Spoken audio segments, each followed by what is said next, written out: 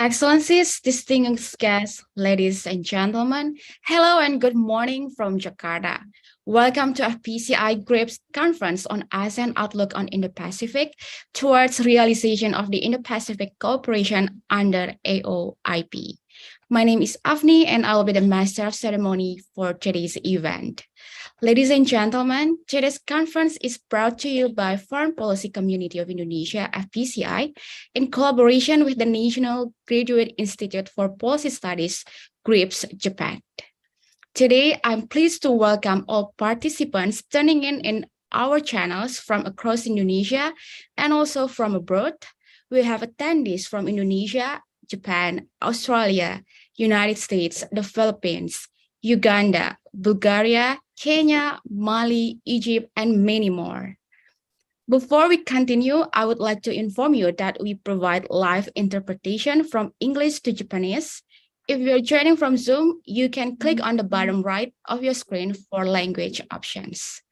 Ladies and gentlemen, FPCI and GRIPS see the importance of the Indo-Pacific region as a new geopolitical concept which needs to be continuously discussed, debated, and questioned by foreign policy communities in the region.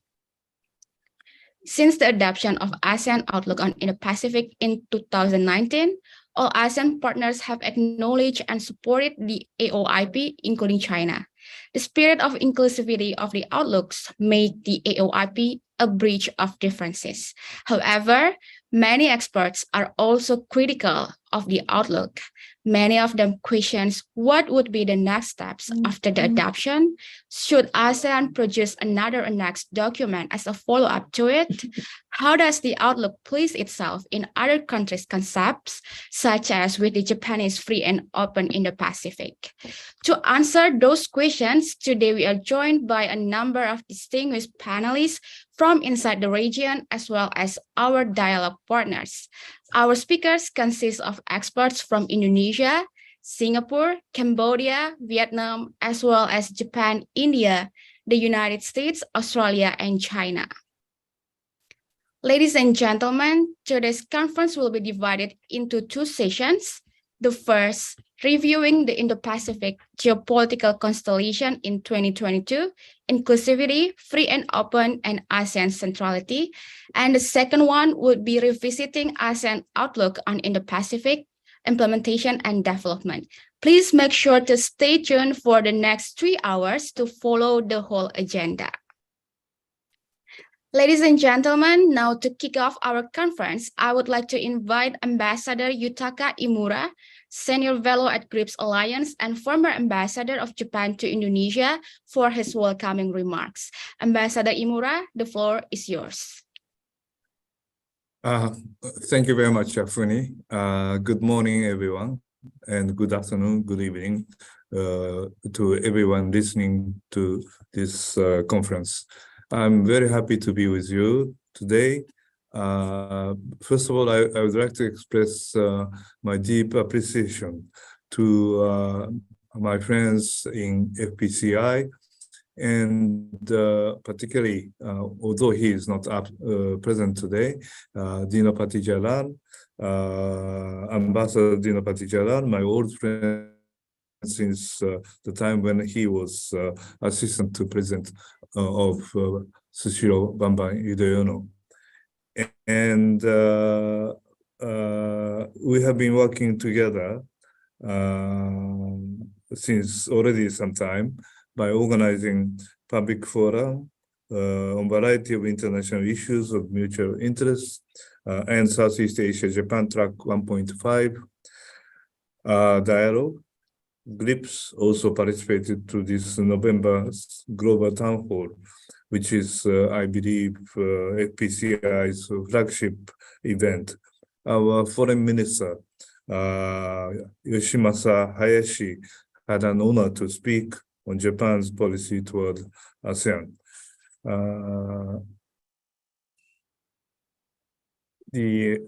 And also, I would also like to show appreciation for those participating today for the research institutions in ASEAN and its dialogue partners. ASEAN is indeed one of the most important international partners for Japan and for many countries in this area. We consider it crucial for us to deepen our understanding of each other's thinking, further strengthening the partnership. The cooperation in the Indo-Pacific is one of the most important urgent issues we need to discuss, not only between us, but also together with ASEAN partner countries. Today, we have gathered virtually under the theme towards realization of the Indo-Pacific cooperation under the AOIP to assess the current strategic environments in the region and try to find the ways leading to the realization of the AOIP. I assume that the research institutions, particularly those from non-ASEAN member countries that are interested in cooperating with ASEAN's AOIP, have a keen interest in knowing how ASEAN member countries are going to proceed with their AOIP initiatives. In this sense, this conference takes place very in timely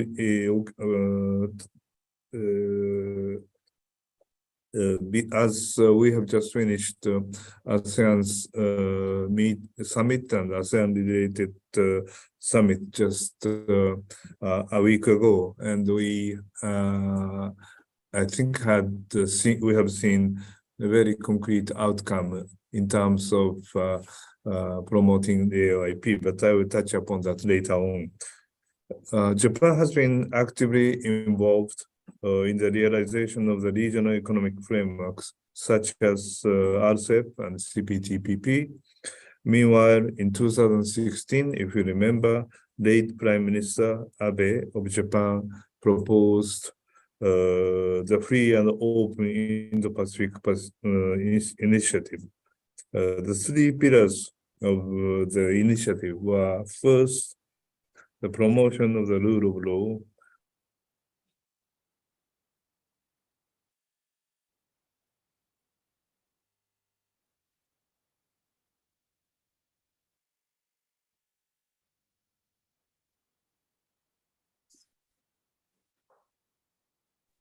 It seems that Ambassador Imura is having trouble. Okay, you're back. You may have the floor again, Ambassador. I'm back? Okay. Yes. So I continue, right? Okay. Yes, please. Third, do you hear me? Yes, we can hear you well. Okay. Third, the commitment to peace and stability through the strengthening of law enforcement capacity at sea, humanitarian aid, and emergency disaster relief, among others. In 2019, ASEAN countries adopted, on the initiative of Indonesian government, the AOIP at the summit. Several other ASEAN dialogue partners also made public their own proposals on the Indo-Pacific cooperation. Many countries, including Japan, already expressed their support for the AOIP and have been showing their willingness to cooperate in its realization. Nevertheless, in the past 3 years, the situation regarding the AOIP has dramatically changed. First, the pandemics have occurred, dealing a heavy blow to the economies of all over the world. It has apparently slowed down the process leading to the AOIP realization.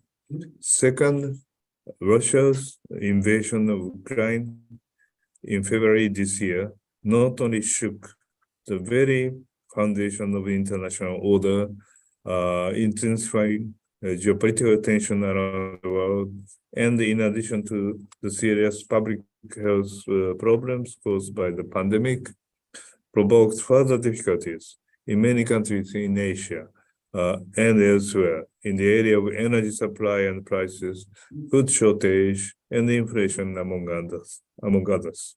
We should not overlook neither the repeated nuclear threat made by Russia and non-discriminatory use of arms against civilian population, provoking fear and anxiety around the world, and further worsening international atmosphere.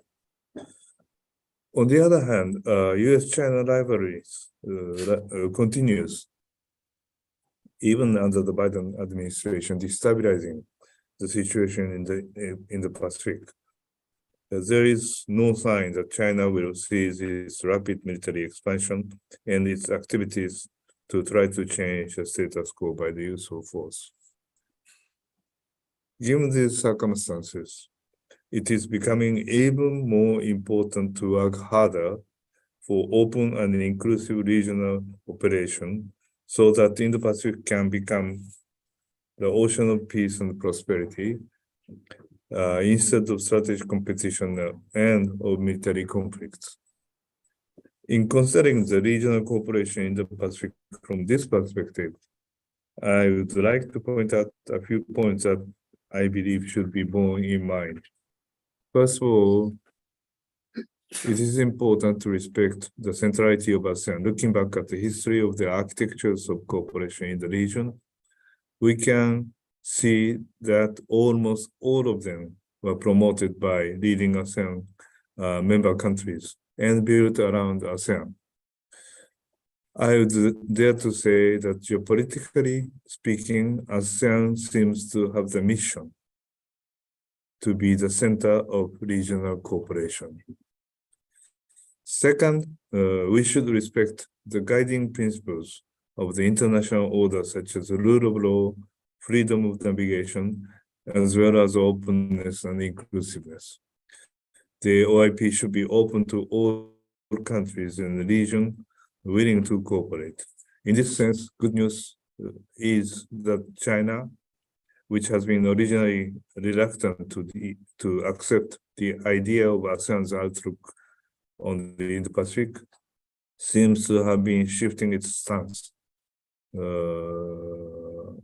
in favor of ASEAN's position since President Jokowi's visit to China several months ago. If you remember, the China's new position was clearly stated in the joint communique issued after the summit between Indonesia and China. Third, several ASEAN dialogue partners, including Japan, Republic of Korea, and India, and among others, have already presented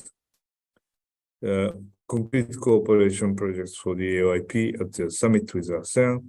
But in order to give new momentum to the AOIP and to develop a community for regional cooperation in true sense of the word, it is important for ASEAN to take the initiative to draw the roadmap for promoting the AOIP, thus encouraging its partners to come up with practical projects in 4 key areas identified in the AOIP. In this sense, we welcome wholeheartedly ASEAN leaders' declaration on mainstreaming 4 priority areas of the AOIP within ASEAN-led mechanism adopted at the ASEAN summit in Phnom Penh.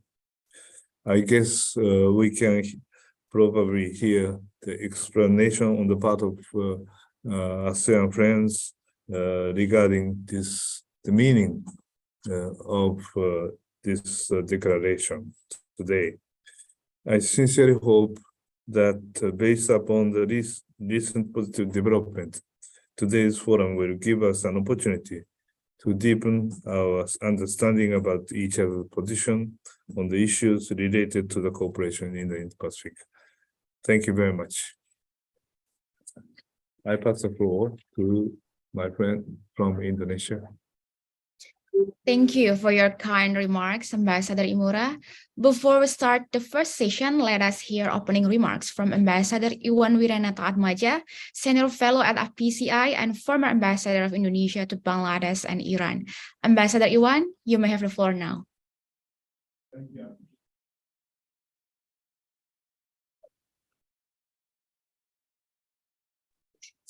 You still unmuted, sir. I'm sorry.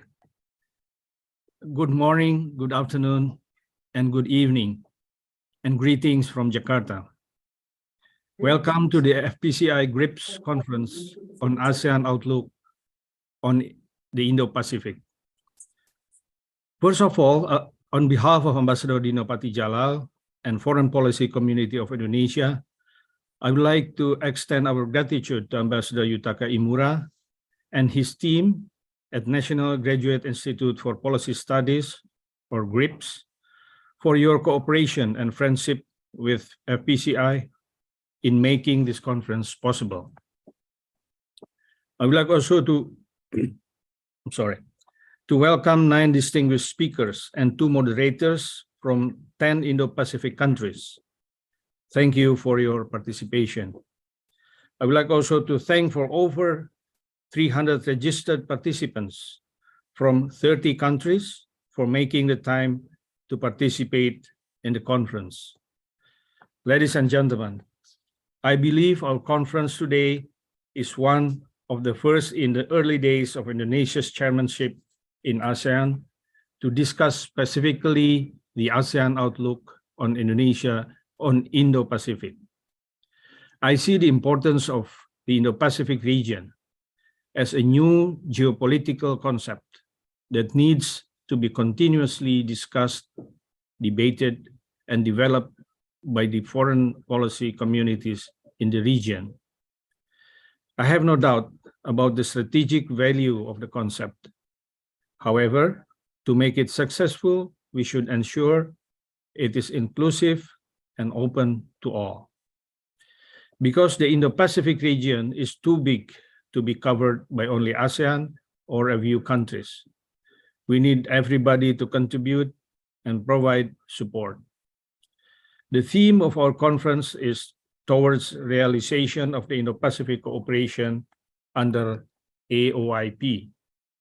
I hope the theme of the conference will stimulate a debate that focuses on answering the question of how to realize and operate the ASEAN outlook on the Indo-Pacific since its introduction in 2019. What makes this conference special is the diverse participation of 9 speakers and 2 moderators who are coming from different Indo-Pacific countries, namely Indonesia, Japan, Singapore, Malaysia, Cambodia, Vietnam, China, India, Australia, and the US.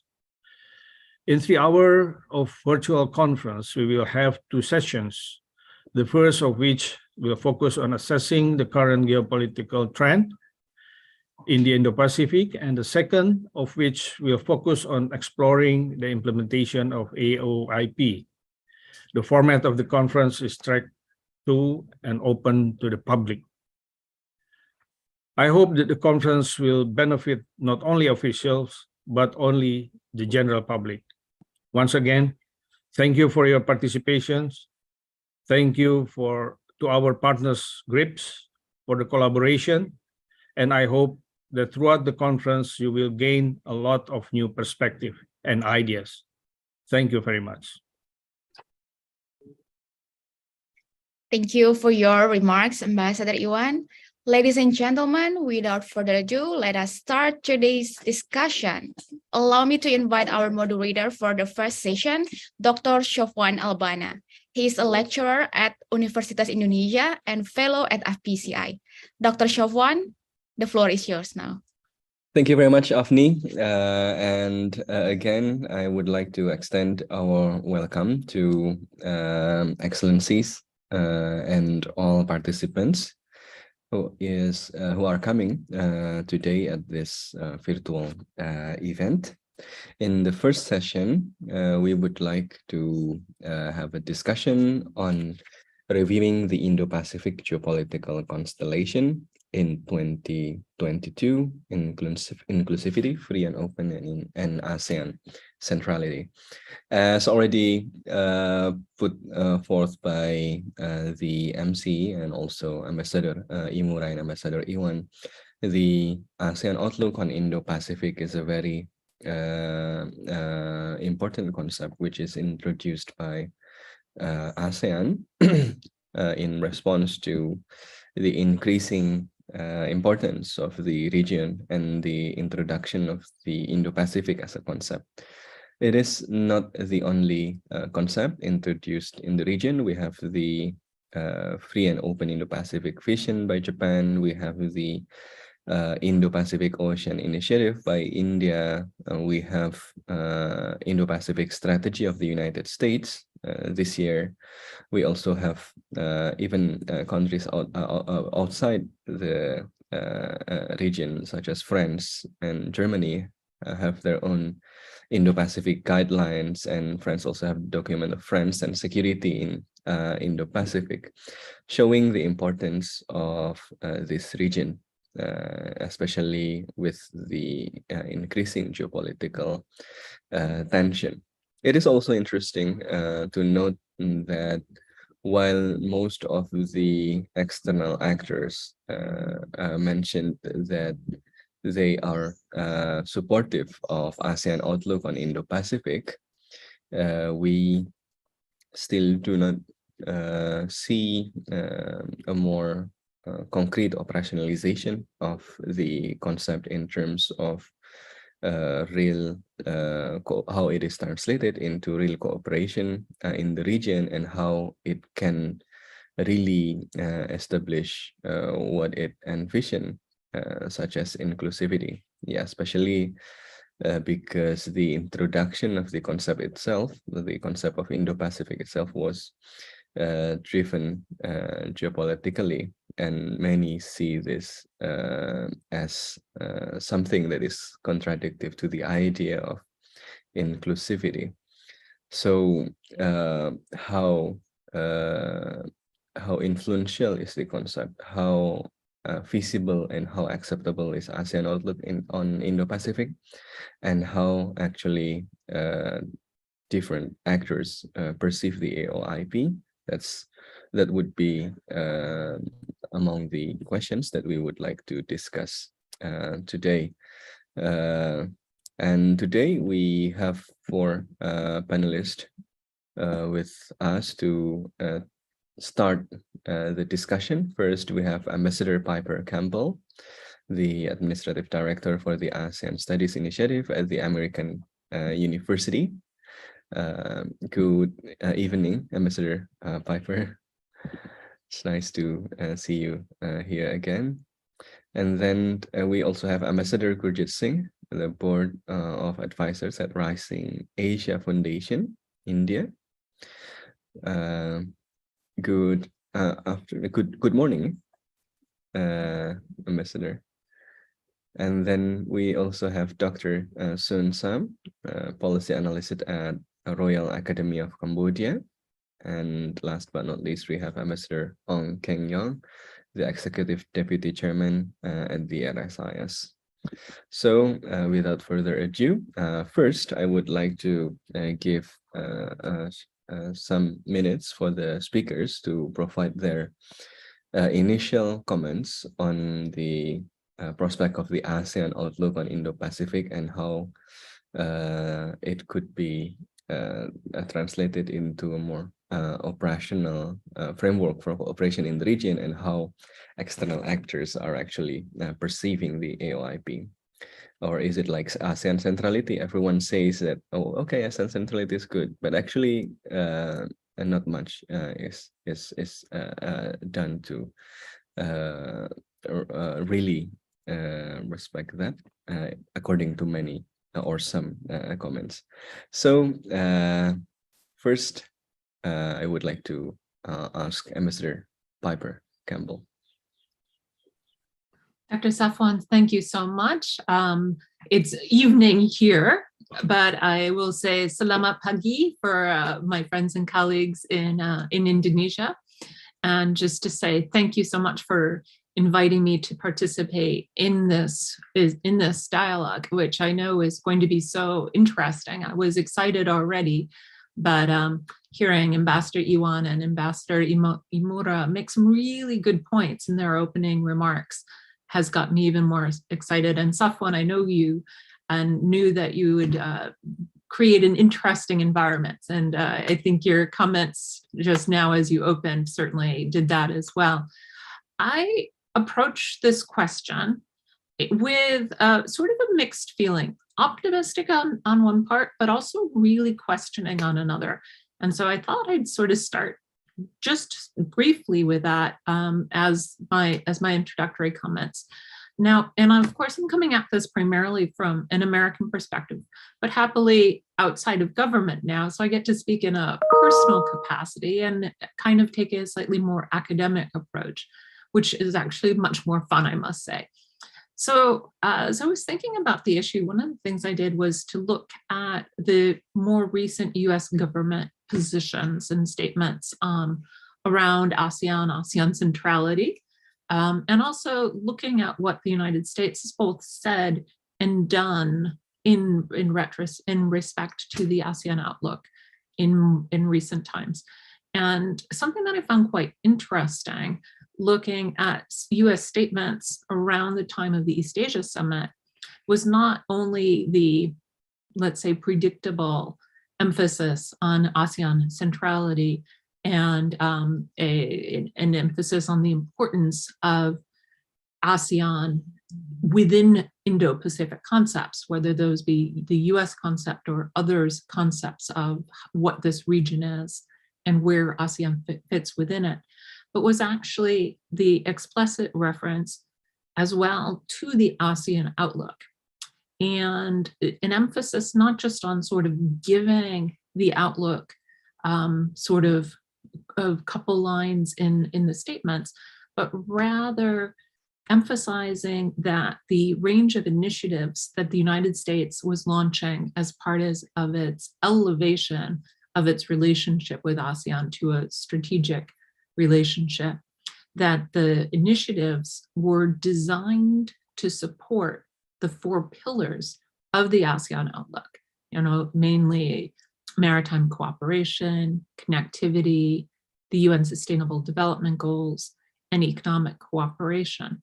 So I found it quite interesting that the United States was emphasizing in this way that the efforts of the United States with ASEAN were aligned to the areas that ASEAN itself had identified in the outlook.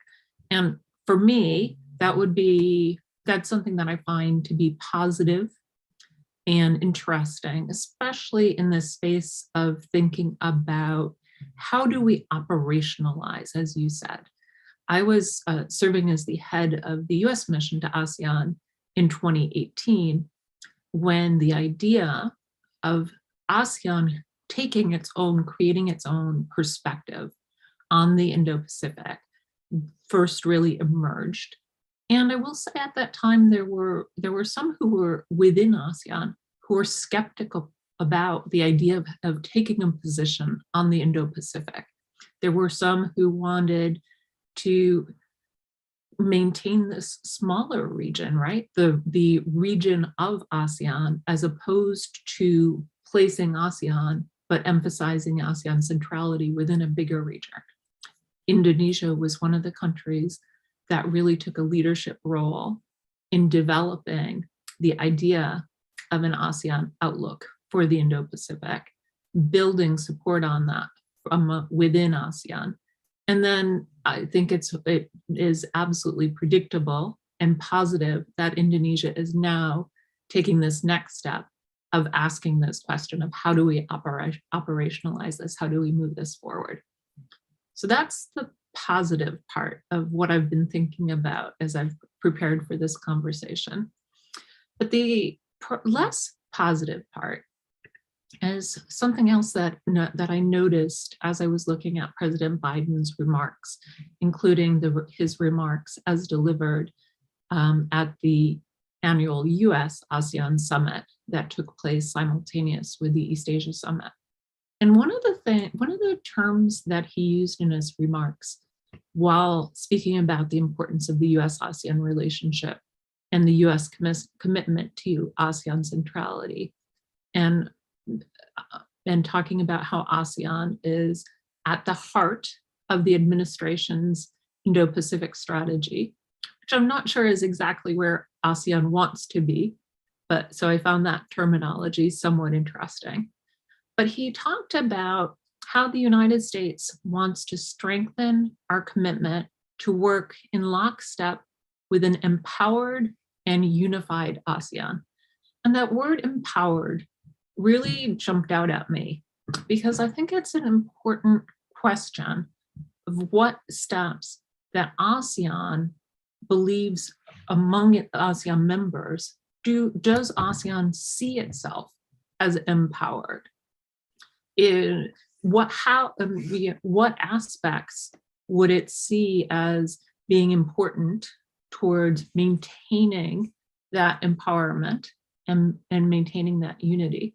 And something that I hope perhaps we can elaborate on as this conversation continues is, frankly, some differences in opinion, perhaps, between members of ASEAN and partners as to what steps might need to be taken to see a more empowered and unified ASEAN.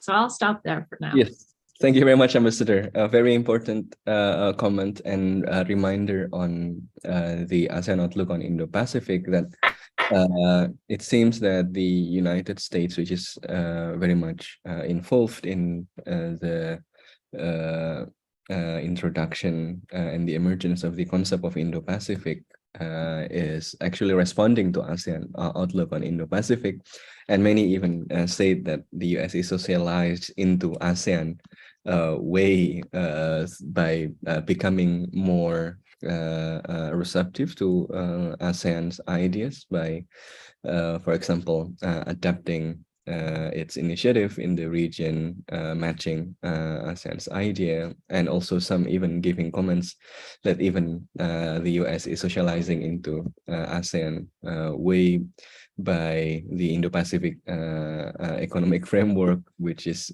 unclear in the beginning and defined along the way, which is not very American. It's pretty much more ASEAN than American style. So what would happen with that, we will discuss further later, but I would like to give the opportunity for Ambassador Gurjit Singh to give your initial comment for 5 minutes, please, Ambassador. Thank you, Professor. And I must thank Ambassador Iwan and Ambassador Kimura for their opening statements, and I enjoyed listening to Ambassador Campbell. Thank you, FPCI, for inviting your partner, Rising Asia Foundation, who I represent today.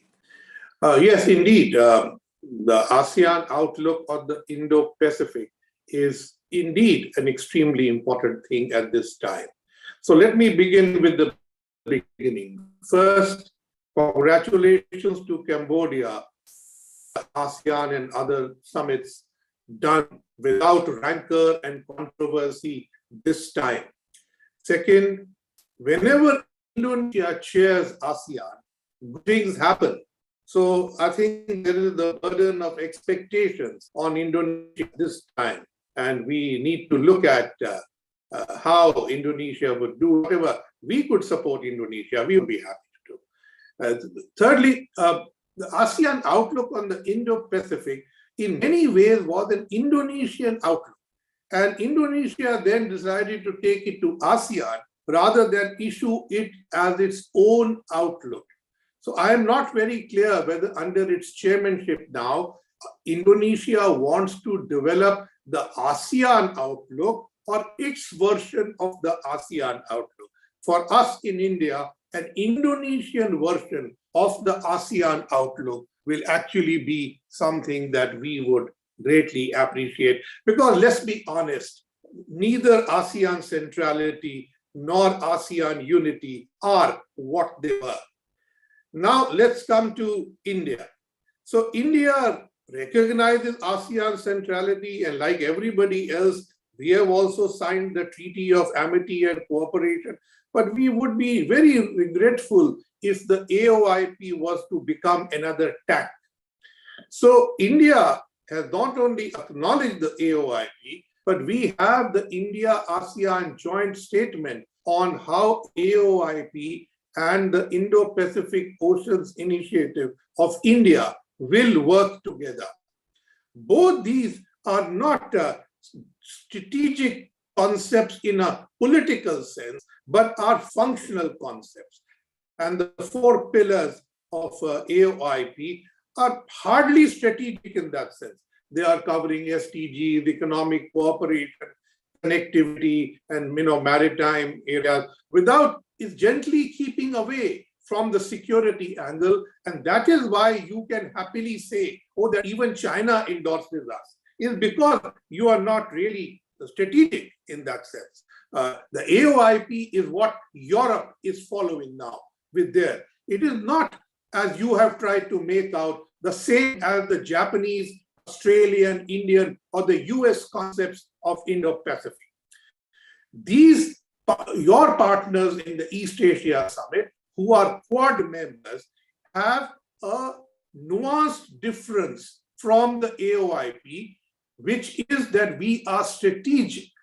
And India wishes to have that strategic idea acknowledged by having ASEAN member states work with us on the IPOI.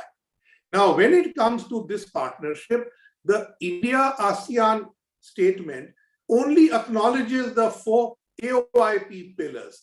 It doesn't really acknowledge the IPOI pillars. But we are happy that Indonesia and Singapore, from among ASEAN, are working with India on some pillars of the AOIP, even though they are non-strategic. We would expect other ASEAN countries to come and join the IPOI pillars for cooperation, like we are doing with Australia and Japan. We would expect particularly Vietnam to come forth and join, and then hopefully others would also see the way forward. India believes that the AOIP is a partial response to the Indian Ocean. For us, the Indian Ocean does not end with India. It goes up to the shores of Africa, which the AOIP does not cover. So therefore, for us, the AOIP is a partial response to the Indian Ocean policy, and we needed to, from our point of view, we look at it much beyond. India, when it chaired the Security Council in 2021, for that month, we had a special session focusing on maritime security. And we have taken over yesterday, along with the G20 chairmanship, the chairmanship of the Security Council for December 2022. And this time, we will be focusing on terrorism in a special session. Now, this terrorism is extremely important, but the AOIP doesn't mention it, and ASEAN often does not talk about it. But if you look to the west of India, to the Western Indian Ocean, terrorism is a major threat in our neighborhood in particular. So we need to get the gamut of issues which are strategically important to be acknowledged. Finally, what should India do? India would continue to support ASEAN, particularly on the AOIP. We look forward to working with Indonesia as ASEAN chair, like we did when they were the G20 chair, and did a great role to bring the squabbling countries together. Now, one thing I would like to say, that we would like ASEAN countries to implement the AOIP beyond the AOIP. The AOIP is like a tap, which, of the concept of ASEAN centrality, which everybody subscribes to. But all ASEAN countries cannot do what one of them can do. So I think we need for ASEAN member states to engage with their partners under the AOIP in a comprehensive manner, but by themselves, because each one's interests are different. And I think the idea of inclusivity, this is the contradiction. The AOIP tries to be inclusive because it does not want to name the problem in the room. whereas the Indo-Pacific policies of its partners are all clearly to counteract China, which is the problem in the area. So unless you acknowledge that China is a problem, your AOIP is going to be like attack. So I'm not saying that you come out guns blazing against China, but at least acknowledge that there is a problem. I know China is a big economic partner for ASEAN. So is it for India. But does that mean that we will not challenge them when they challenge the rules with which we do not agree? So therefore, I don't think the AOIP has in it the ability to challenge any one country or support any one country. Therefore, we must look for implementation with individual member states with whom India would share a strategic perspective. Thank you.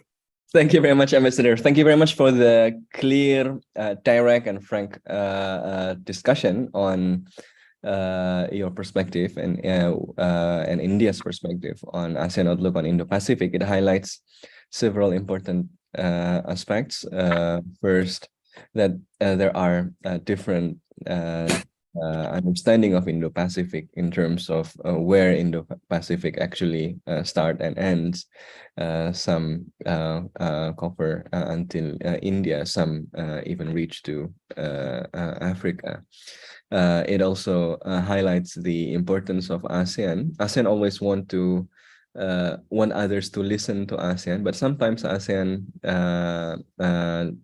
not giving enough attention to other initiatives, such as the Indo-Pacific Ocean Initiative, probably. So maybe there need to be more discussion on how to connect both initiatives well. And also very important highlight on is the ASEAN outlook on Indo-Pacific, which focus on inclusivity, is a contradictio in terminis. It's contradictory in itself because Indo-Pacific is a concept which is emerged as an effort to manage the Chinese problem by many other great powers.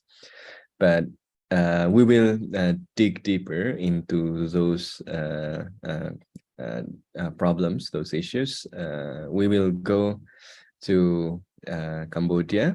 I'm inviting Dr. Seon Sam from the Royal Academy of Cambodia. He already put some provocations in the chat room, so you could as well check that. Doctor, please. Thank you so much, Sowan, for your invitation, and I would like to pay my humble respects to Ambassador Imura, Ambassador Gurit Singh, and Ambassador Iwan. And it is always be my pleasure to talk to the Ambassador Imura from Japan and all friends from around the world who are participating in this discussion right now. First of all, I would like to say I'm not representing the government of Cambodia, and I will talk and express my the ideas on behalf of myself, but not on behalf of the government of Cambodia. First, I think I will go in brief because Indo-Pacific become one of the most complicated discussion topic here in Cambodia. So far, I have different ideas on the IPEF, the Indo-Pacific Economic Framework of the U.S. government, and then in May this year, I also published different ideas in English language here in Cambodia on the Indo-Pacific strategy of the U.S. government. But however, I think when we talk about the Indo-Pacific strategy, in my mind, I always remember the speech of the former Prime Minister of Japan, Prime Minister Abe, who is the one that talked and initiated these words in 2007. And then declared by former President Donald Trump in 2017, when he was in Vietnam. That was the time that the U.S. started to talk on the Indo-Pacific strategy. But because the United States is one of the most powerful countries in the world, and many ASEAN countries, such as Indonesia, Singapore, Malaysia, and so on. Many of our ASEAN countries, including Cambodia, we have the very good relation with all countries in the world, including the United States and China.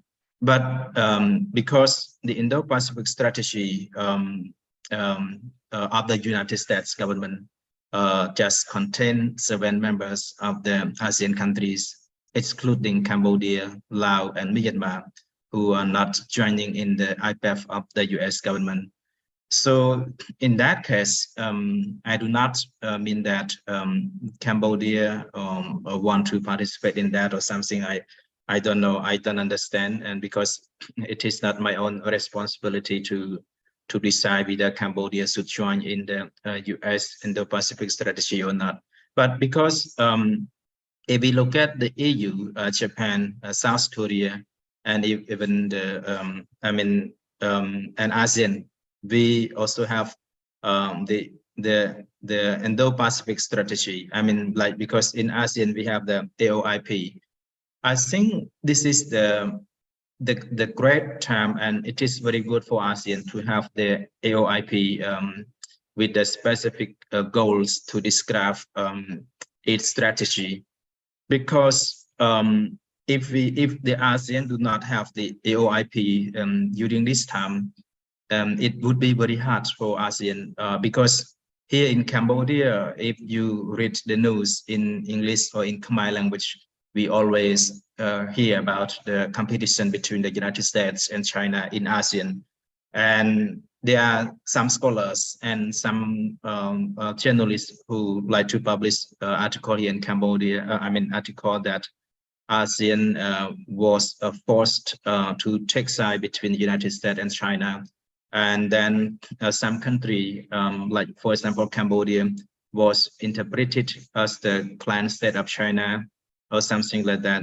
But even though that is just the ideas, that is just the interpretation of, to judge this country is biased to that country, and another country, the member of each member of ASEAN is biased to this, another one is biased to that.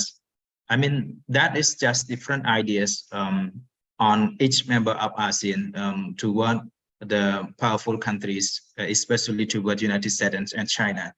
So in my personal idea, I will be very short, and I just would say it is the good time for ASEAN, and especially for the Indonesia, that will be the next ASEAN chairman in next year, to talk and to implement, and especially to talk as much as possible on the AOIP. Because when we talk about the ASEAN centrality, even the ambassador, our ambassador just like to talk the ASEAN centrality, but it is very hard for ASEAN to talk about its own centrality if ASEAN does not have something that is their own. So in brief, again, I would like to repeat my words that it is the good time for ASEAN to work on their own and to have something that is their own strategy and to have something that is their own policy. Because otherwise, if ASEAN does not have a clear policy to implement what is their own policy, that will be very hard for ASEAN to keep balancing among the powerful countries. Thank you. Yeah. Thank you very much, Dr. Samsun. Very important reminder also for ASEAN on the importance of having a clearer direction and clearer strategy on what ASEAN as a community, as a group, would like to pursue in regards to the region, and yeah, especially in this context of increasing geopolitical tension. So last but not least, I would like to invite Ambassador Ong Keng Yeong to provide his insights on this matter. 5 minutes, Ambassador. Thank you very much, moderator. I am from Singapore, but I believe my value here is as a former Secretary General of ASEAN. I am requested to talk a bit about ASEAN centrality and the AOIP.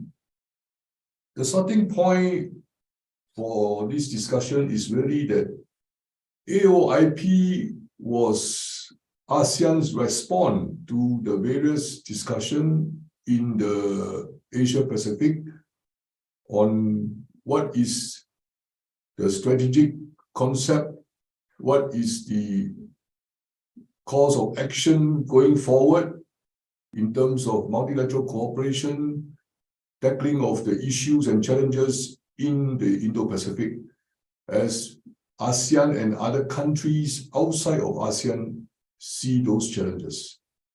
So the ASEAN outlook on Indo-Pacific, or what we now simply call AOIP, is actually a narrative under which ASEAN member states bring in all the different traits and different pieces of initiatives that ASEAN has done over the past 50 over years. And the starting point of AOIP is basically what we always talk about, which is that ASEAN, as a Southeast Asian regional organization, we have constructed an inclusive, open architecture for our region, Southeast Asia, to engage with the big guys and the small guys and anybody who want to come to Southeast Asia and make friends, do business, and coexist with us. So AOIP built on that. And if you look at all the documents that we have concluded since 2019 when AOIP was first promulgated, I don't think you will come to the same conclusion as what some of you have said so far, that nothing has happened. So the first point is that AOIP built on ASEAN centrality. ASEAN centrality revolves around the interesting concept of an ASEAN-centered set of mechanisms and processes which ASEAN member states have done in the last 50 years to cooperate with one another and to engage other parties outside of Southeast Asia. So it is not something that you see from the United States or Japan or European countries or India, which evolved from a very strategic, security-oriented calculation, given the circumstances of the last 2-3 decades. No. So, second point is that going forward, ASEAN believes that the AOIP is a living document. It should be included in all our discussion with ASEAN dialogue partner, and there are 11 of them now, the latest being the United Kingdom, as well as all other countries interested in engaging Southeast Asian nations.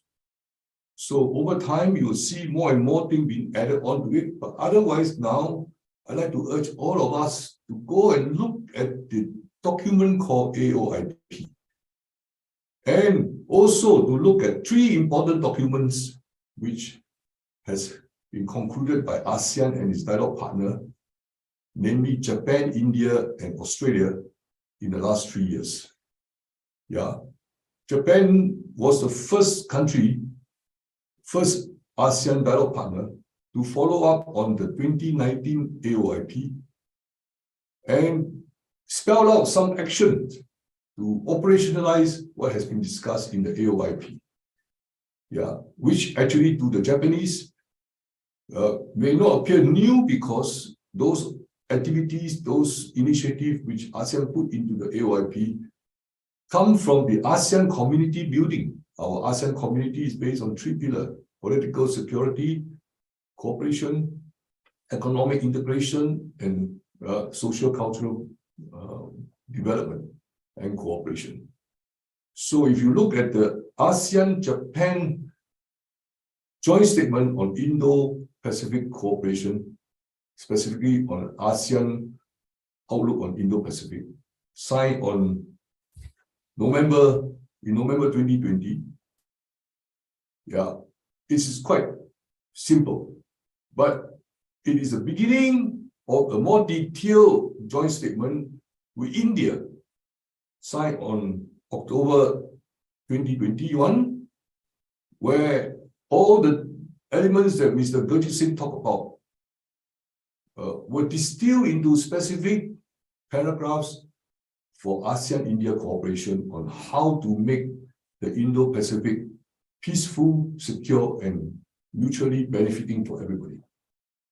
Then the latest one that we just concluded in Cambodia in November, 2 weeks ago, at the ASEAN Summit, is this ASEAN-Australia joint statement on AOIP. And this is the classic document which we should be using for future guidance on all ASEAN joint statement with any other joint partners or fellow partners on the AOIP, because it's spelled out in details, many different paragraphs. So don't say that there is no action. Those people who say there are no action on AOIP only reflect you did not read all the documents and you don't follow what has transpired in all the smaller discussion meeting outside the media glare of ASEAN Summit with our dialogue partners. So the latest document, I recommend you, and I have sent it to our chat box in this Zoom session, yeah, at 10:32 a.m. this morning.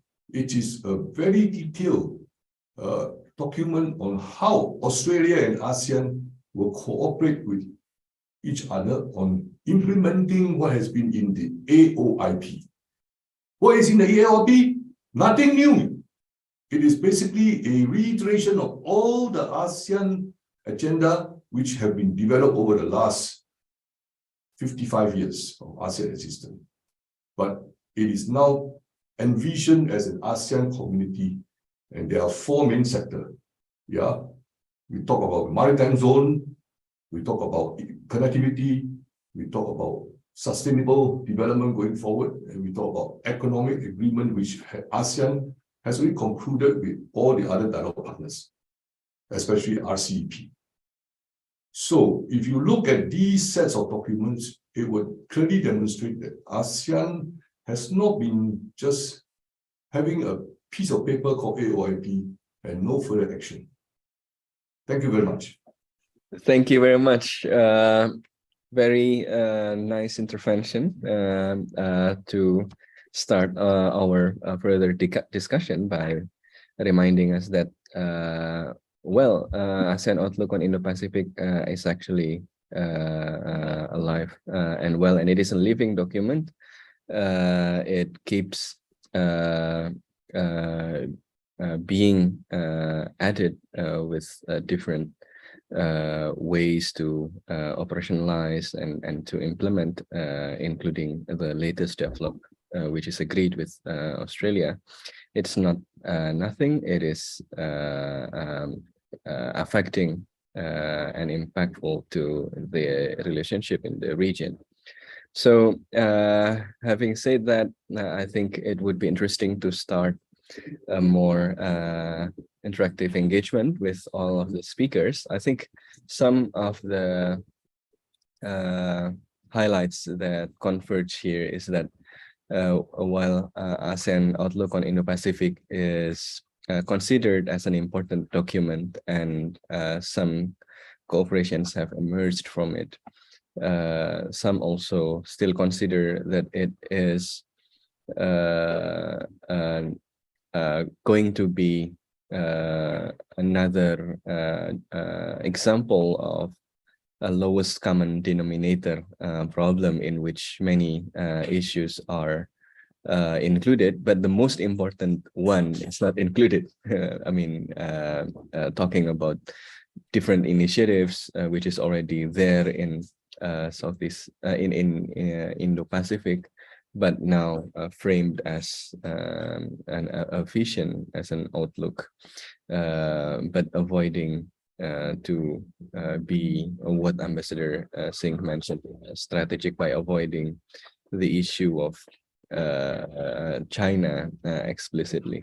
So I would like to ask to all of the speakers on this. I mean, is it ideal? Is it okay to move with this current version of ASEAN Outlook on Indo-Pacific as a living document, which touch upon multiple issues, but avoid the geopolitical reality that the Indo-Pacific concept itself is actually developed to in response to the rise of China. And if ASEAN Outlook on Indo-Pacific is not explicitly strategic, but in itself is strategic because it is saying that it is important to develop an inclusive region, how to make this work amidst different Indo-Pacific initiatives that is going on. I would like to start with Ambassador Piper.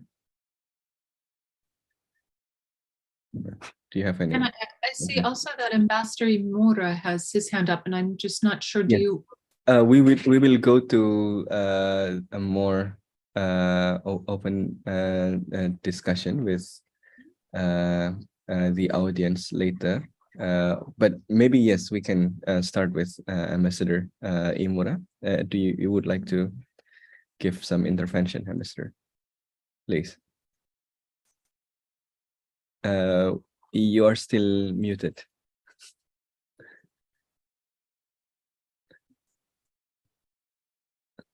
Yes. Yes, I'm terribly sorry. I'm afraid that I'm disturbing a procedure. Maybe if my tongue for the time being, I think it's the turn of all the speakers to discuss among each other. Then probably I will be happy to intervene. So please go ahead with your plan of procedure. Yeah, but you yeah, okay, so you will be the first Yes. response later. Thank you very much. Now we will go with the speakers first for some time, and we will go back to you, Ambassador. Okay, Ambassador Campbell, please. So I think we've gotten to really one of the critical questions, which is how do we think about, first of all, how do we think about the Indo-Pacific? How big is what we're talking about when we talk about the Indo-Pacific, as Ambassador noted. From an Indian perspective, it goes all the way to West Africa. And so a challenge for us in this conversation is that the area that we're speaking about when we think about and speak about ASEAN is not the same as the area of the Indo-Pacific. And so when we talk about centrality, and when we say that ASEAN central, the concept of ASEAN centrality means one thing related to the members of ASEAN and the centrality of ASEAN within the members, as Ambassador Ong Keng-yong was the point that he was making. But when you think about the broader Indo-Pacific, and then you think about ASEAN as a subset within that, centrality means a different thing in that context. And I think that means a different thing, both kind of in a geographic context, but also in terms of the choice that was made in the outlook to cover a range of issues on which there was agreement within ASEAN, and to exclude other issues, to exclude some of the strategic issues, to exclude some of the aspects of competition in the region. And what is excluded from the ASEAN outlook reduces the scope of the outlook, and on some level reduces the importance of the outlook. And I think that that's a real challenge. Yeah, thank you very much. To be inclusive, the paradox is you have to exclude some things, but how far this can go? Can we go with this paradox continuously? Ambassador Singh, do you want to give comments on that? Thank you. So I think Ambassador Ong from Singapore was chastising us for not reading enough and being unaware perhaps, but let me assure him that we love ASEAN and we read almost everything that ASEAN does. And I will send him some of my things on how I perceive things. So, but let me be brutally honest. If you wanted an inclusive organization, you had the EAS.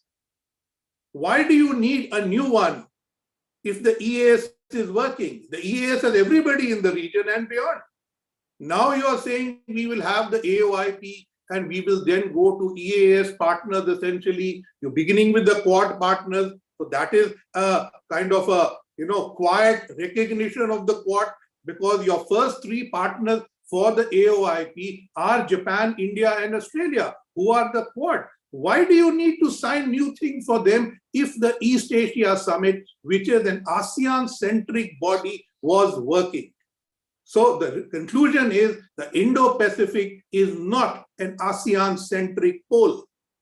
As India, we would like ASEAN to be a pole in the multipolar world. Just as we like the Quad countries, we like Africa, we like Europe. But if ASEAN does not pull its weight, then it weakens a pole. And India wants to work with ASEAN to strengthen our arrangement so that we are not dependent on others to look after our region. And that is where I think the IPOI and the AOIP work together, but respecting ASEAN procedures. That is why I said that we have to look at the AOIP and IPOI beyond them and allow individual member states who are comfortable with certain pillars to work together. And this is not an anti-Chinese statement. It is to work together on what we can. With Singapore, in IPOI, we are working on science and academics, not strategic, but we cannot ignore the strategic consequence. That's all. Rest, let us go ahead and work with the AOIP, work with the IPOI, work with what the Australians and the Japanese are saying. And yes, India does discuss with the US, with Japan, and with Australia, bilaterally and as a Quad, the role of ASEAN, the AOIP, the Indo-Pacific and beyond. We think the AOIP is a good enabling document. Now let's come to doing something. So it's not when, and I'm sorry, Ambassador Ong, to my mind, signing new agreements is not doing much. You look under the IPOI and what India has done with Singapore. There is movement, there's workshops happening, there is interaction, there are things happening. I think that is where AOIP will go. And that is what we hope Indonesia will hasten. That is what we are looking for. Thank you. Yeah, thank you, Ambassador. And since a lot of comments are directly a response to Ambassador Ong, I would like to ask Ambassador Ong to also directly and brutally honest to respond to Ambassador Singh, please. Well, if Mr. Singh feels that way, I can't do anything about it. But my point is that I am not talking about ASEAN moving away from East Asia Summit or ASEAN going to do other things which, create new mechanism or processes. What I am trying to put across from my few minutes just now is to say that AOIP is not a new thing which ASEAN concocted in response to other Indo-Pacific concepts being advocated by United States of America, Japan, or other countries. What I'm saying is that in the light of all these concepts put out by the other countries outside of Southeast Asia, ASEAN came together and say, we don't have to come out with a new format or a new agreement or a new strategy or what have you, because we already have ASEAN centrality revolving around an ASEAN-centered set of mechanisms in Southeast Asia's engagement with the rest of the world. And from there, we say that we put together all these elements, tie them all together into what we call the AOIP. And it wasn't in Singapore or ASEAN or anybody wanting to sign agreement with anybody. When we did the first agreement on AOIP with Japan in 2020, it was the Japanese request.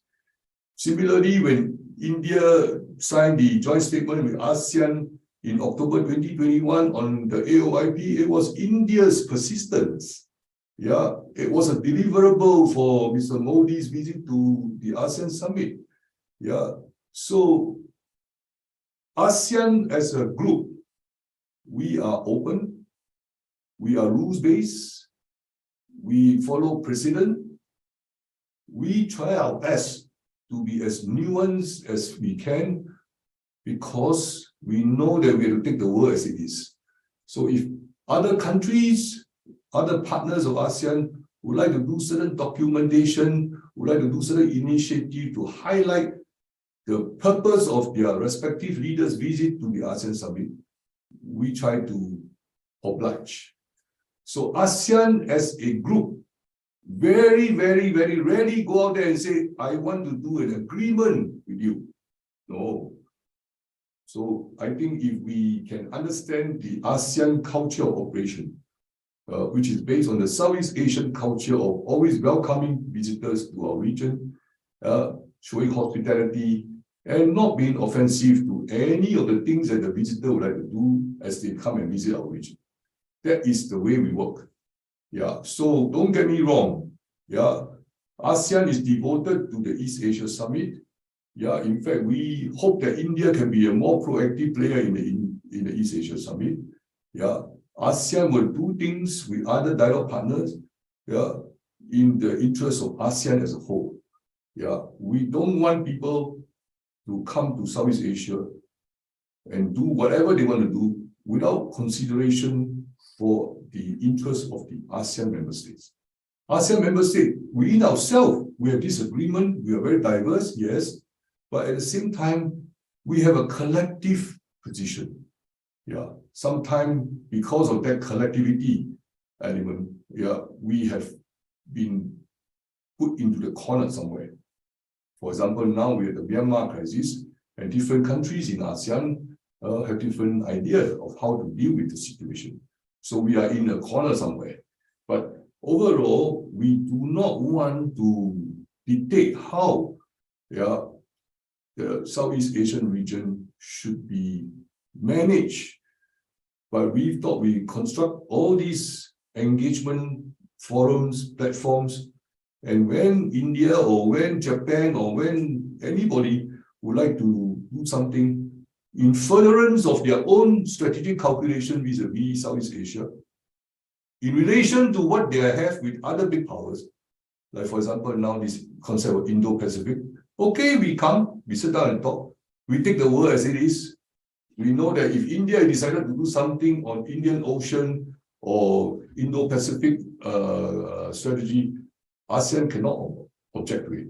So what we do is to integrate our own desire, our own core interests in a very palatable manner with what India wants to do in this particular instance. Similarly with Japan, yeah, but Japan was the first mover on AOIP. Therefore, you see the ASEAN-Japan joint statement, the AOIP, yeah, is a very skeletal kind of document. Yeah, whereas the latest one, which Australia would like to do with ASEAN on AOIP, is a very elaborate, almost A to Z kind of document. So we went along because our ASEAN principle is we reach out. You want to engage me and you want to do it this way, if we can accommodate, we will accommodate. Yeah. For now, let me reiterate, ASEAN is committed to East Asia Summit. We want to do more. ASEAN is committed to ARF. We're going to do more. ASEAN is committed to ASEAN Defense Minister Plus with all the dialogue partner country. We're going to do more. Yeah. But above all this, we have today, this is discussion on AOIP. So I'm just trying to set in context, yeah, how the AOIP is being perceived by our leadership, not by our media, not by our intellectuals like now what we are doing, yeah, but our leadership's perception of how it is. Yeah. And by the way, I have stressed repeatedly, I'm here in my role as a former Secretary General, and I am not talking about a Singapore foreign policy position. Thank you very much.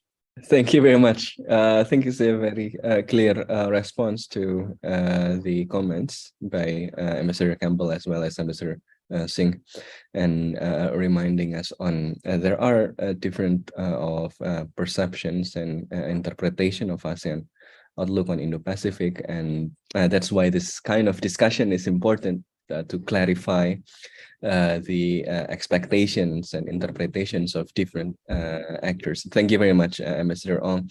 And among those interpretation is pretty much related to the tension between collectivity, ASEAN centrality, as well as the interest of different ASEAN members. So I would like to ask Dr. Samsun to have some comments on it, because Cambodia has just completed his duty as the chairman of ASEAN, and but also often mentioned bilaterally as having a unique position also in related to China. Do you have any comments on that? Thank you so much, Sopan. And thank you, Ambassador Ong, for your I like your ideas a lot. I mean, because for all the times, I mean, I remember that I've been to the ASEAN Secretariat and in Jakarta for 3 different times when we discuss about policy, and there are people who always complained about the ASEAN strategy and the ASEAN work, and because if we travel outside of ASEAN countries, people will have different perspective and different ideas when they start to talk on ASEAN. But if we go back to the drawing board, I mean, if we start to look in 2006 when the ASEAN just start to work, and until now, there are many achievements, many outcomes that ASEAN countries completed, and that should be congratulated to ASEAN country. But for sometimes here in Cambodia, when we have the regional discussion among scholars in Cambodia and in ASEAN countries, there are some people who like to call ASEAN as the talk shop. I mean, you go and you talk and you discuss, and then you go back home to start to do your own work. That is some people may say that, but in as a Cambodian, and I believe that ASEAN has the great achievement during the last time. But however, some example that took place during the COVID-19, just would like to raise 2 different points, and then we go back to we go to another question.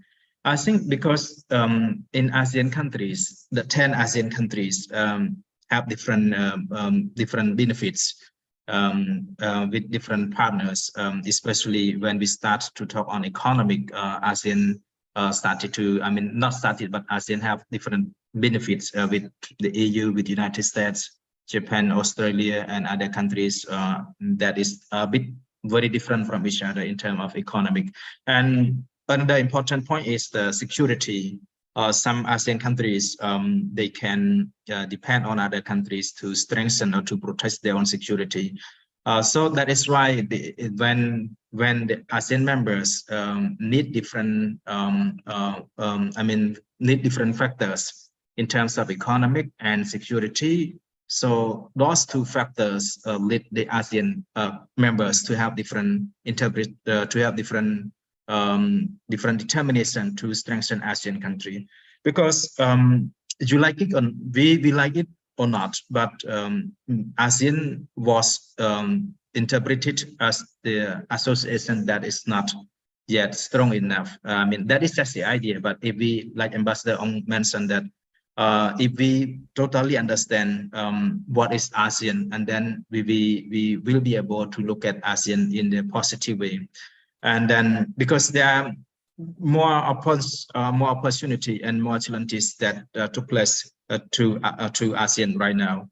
Like for example, during this year, right now, I mean this year, because Cambodia is the chair of ASEAN, and then we have so many challenges that are taking place around the world, such as the crisis in Myanmar that is a member of the ASEAN, and the crisis between Russia and Ukraine, and that is the most and sensitive and very hot topic for ASEAN. And then we still have the Korean Peninsula issue that is still the topic that you see that must be written in the ASEAN statement. And this year, Cambodia, as the chair of ASEAN, issued different statement to condemn the North Korea that launched the missile tests or something like that. So just I will go and brief, and I'm happy to answer to other questions. Yeah. Thank you very much, Dr. Samsun.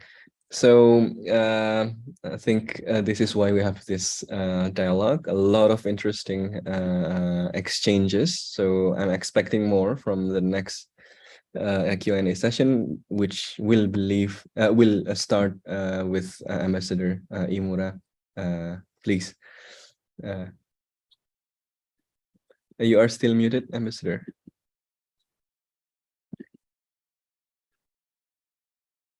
Do you hear me? Yes, very clearly. Yes.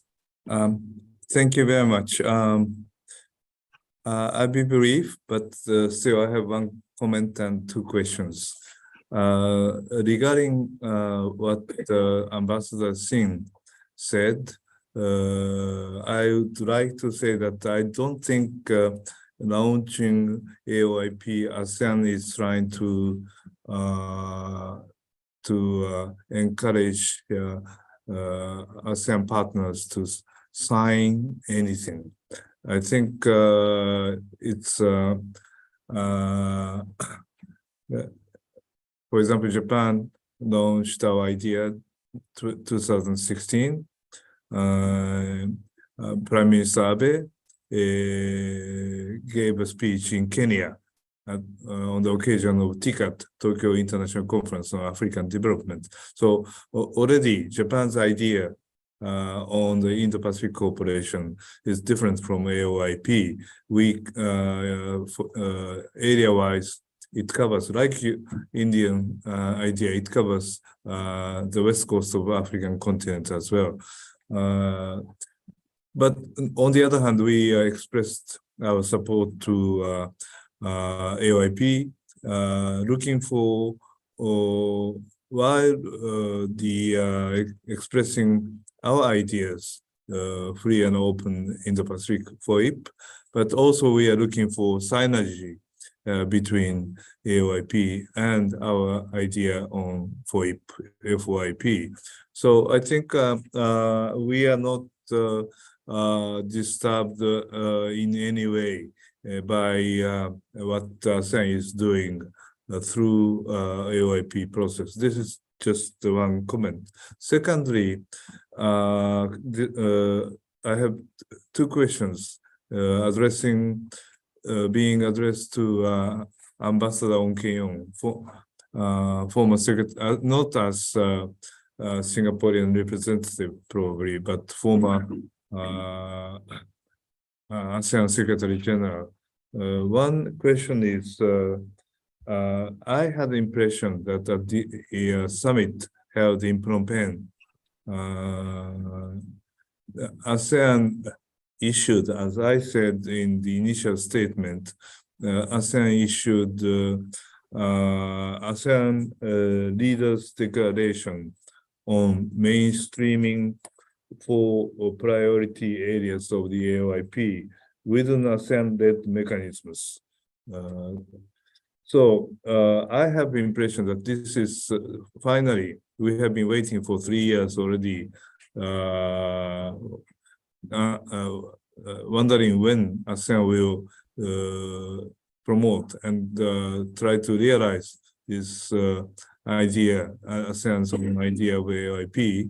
But reading this declaration, we had impression that finally ASEAN is starting to operationalize its own AOIP. So whether my impression is correct or not, I'll be happy if Ambassador Kim clarify me on that point. That's one question. And another question is China's position on the AOIP. As also I said at the beginning, that China has been shifting its stance on the Indo-Pacific cooperation since in favor of ASEAN stance since President Jokowi visited Beijing with China in July. China is originally was opposed to the idea of the AOIP and did not want to engage with other countries regarding AOIP or even cooperation in the Pacific. But now China seems to be more or less more open-minded toward the cooperation in the Pacific. This is my impression, but I may be wrong. I would be very happy if Ambassador Ong Ken-yong, as former Secretary General of AOIP, can clarify, give us your impression regarding China's positions, probably shifting or not shifting. I'll be very happy. Yeah, thank you very much. Very important intervention, which adds more insights to this, because now we have US, India, and Japan, which is, I think, some of the most important actors engaged in the idea of Indo-Pacific. Before I'm asking the speakers to respond, there is also a question from the audience. By Igusti Putu Narendra Shahputra. The question is on President Biden, Xi Jinping summit that held on last November in Bali had raised important issues about how US could balance their power in Asia through their defense pacts such as AUKUS, Quad, and FPDA. The problem is several members are from Asia countries, including ASEAN countries. The question, how ASEAN should engage and cooperate with the US to implement AOIP while response to political maneuvers from several member countries to join defense pact that established by the US at the same time. Do you think ASEAN countries' membership in those defense pact could be undermined by could undermine ASEAN centrality principle and endangered AOIP? So we have some questions. I think the questions from Ambassador Imura is directed to Ambassador Ong. So I would like to ask Ambassador Ong to respond to that. And the question on the connection between US-based initiatives such as AUKUS, Quad, and FPDA with AOIP, I would like to ask to Ambassador Campbell, and the question and the response to the comments and those questions also, I would like to ask Dr. Samson on that, and also Ambassador Gurjit Singh. Okay, please, I'll start with Ambassador Ong because many questions are directed to you. Thank you. I think Imura-san's second question is about China's position on AOIP. I think when Chinese side look at the AOIP elements and then they considered all the reaction of the other ASEAN dialogue partners to AOIP, I suppose there is an appreciation that the AOIP is not designed to be against anybody. If you look at the AOIP again, and I am always reading the AOIP every time when I appear for this kind of discussion. Every time I do it, I think there is a new angle that require reiteration and explanation. But my guess is that China feel that when they study the AOIP in detail and in the broader context, it is really nothing new. If China has consistently supported the ASEAN community building effort in terms of economic integration, free trade agreement, blah, blah, blah, and other aspects of China cooperation with ASEAN countries, they are all inside the AOIP. And if China say they reject the AOIP, it means China reject all what they have committed to work with ASEAN. It cannot be. And that's why it's the genius of the AOIP. We keep looking at AOIP as a kind of security strategic response by ASEAN in view of all the other Indo-Pacific strategic concepts and strategy coming out from US, from Japan, from India, from anybody else. No, the AOIP is an amalgamation of all that our ASEAN member states have been doing.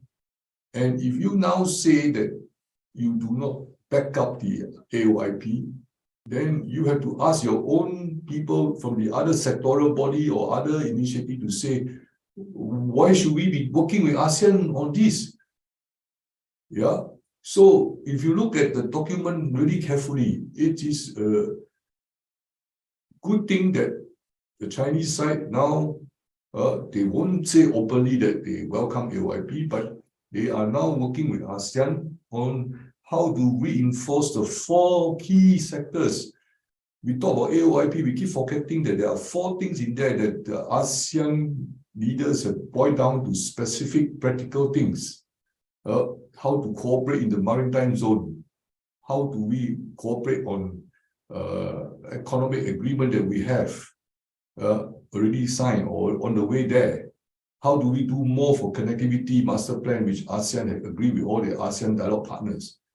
And how do we execute our own respective plan, ASEAN and dialogue partners, to support the UN sustainability goal? These are all things that we all have been doing together, ASEAN together with ASEAN dialogue partners. So I think there may be a lot of other consideration in China. We do not really know how they think about some of these things. But in recent years, last 2 years, there is a positive vibe coming out from China with regard to the AOIP. And in my opinion, it is because after looking at it, studying it, and seeing what has happened since 2019 when the AOIP was first published, there is nothing there to demonstrate that ASEAN is taking side against China. So why should China object to this AOIP when the basis of AOIP consists of a lot of things which China has really agreed to do with ASEAN, including building the railway, building this and that. Okay, with regard to the first question, yeah, ASEAN, how to prioritize AOIP? I go back to my same point. AOIP is basically an integration of all the things that ASEAN have been doing. We put them all together, yeah, and highlighting the 4 sectors that I mentioned.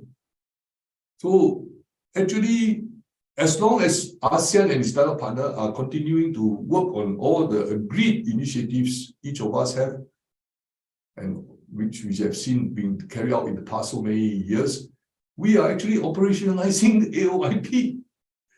So that's why I think I have this discussion with Imura-san for a long time, over the last 2 years, in fact. AOIP is a very tricky thing. If you look at it as a response to the FOIP and thinking that it is an ASEAN strategy to deal with all these strategic concepts coming out with regard to Indian Ocean and Pacific Ocean, then I think we are on the wrong path.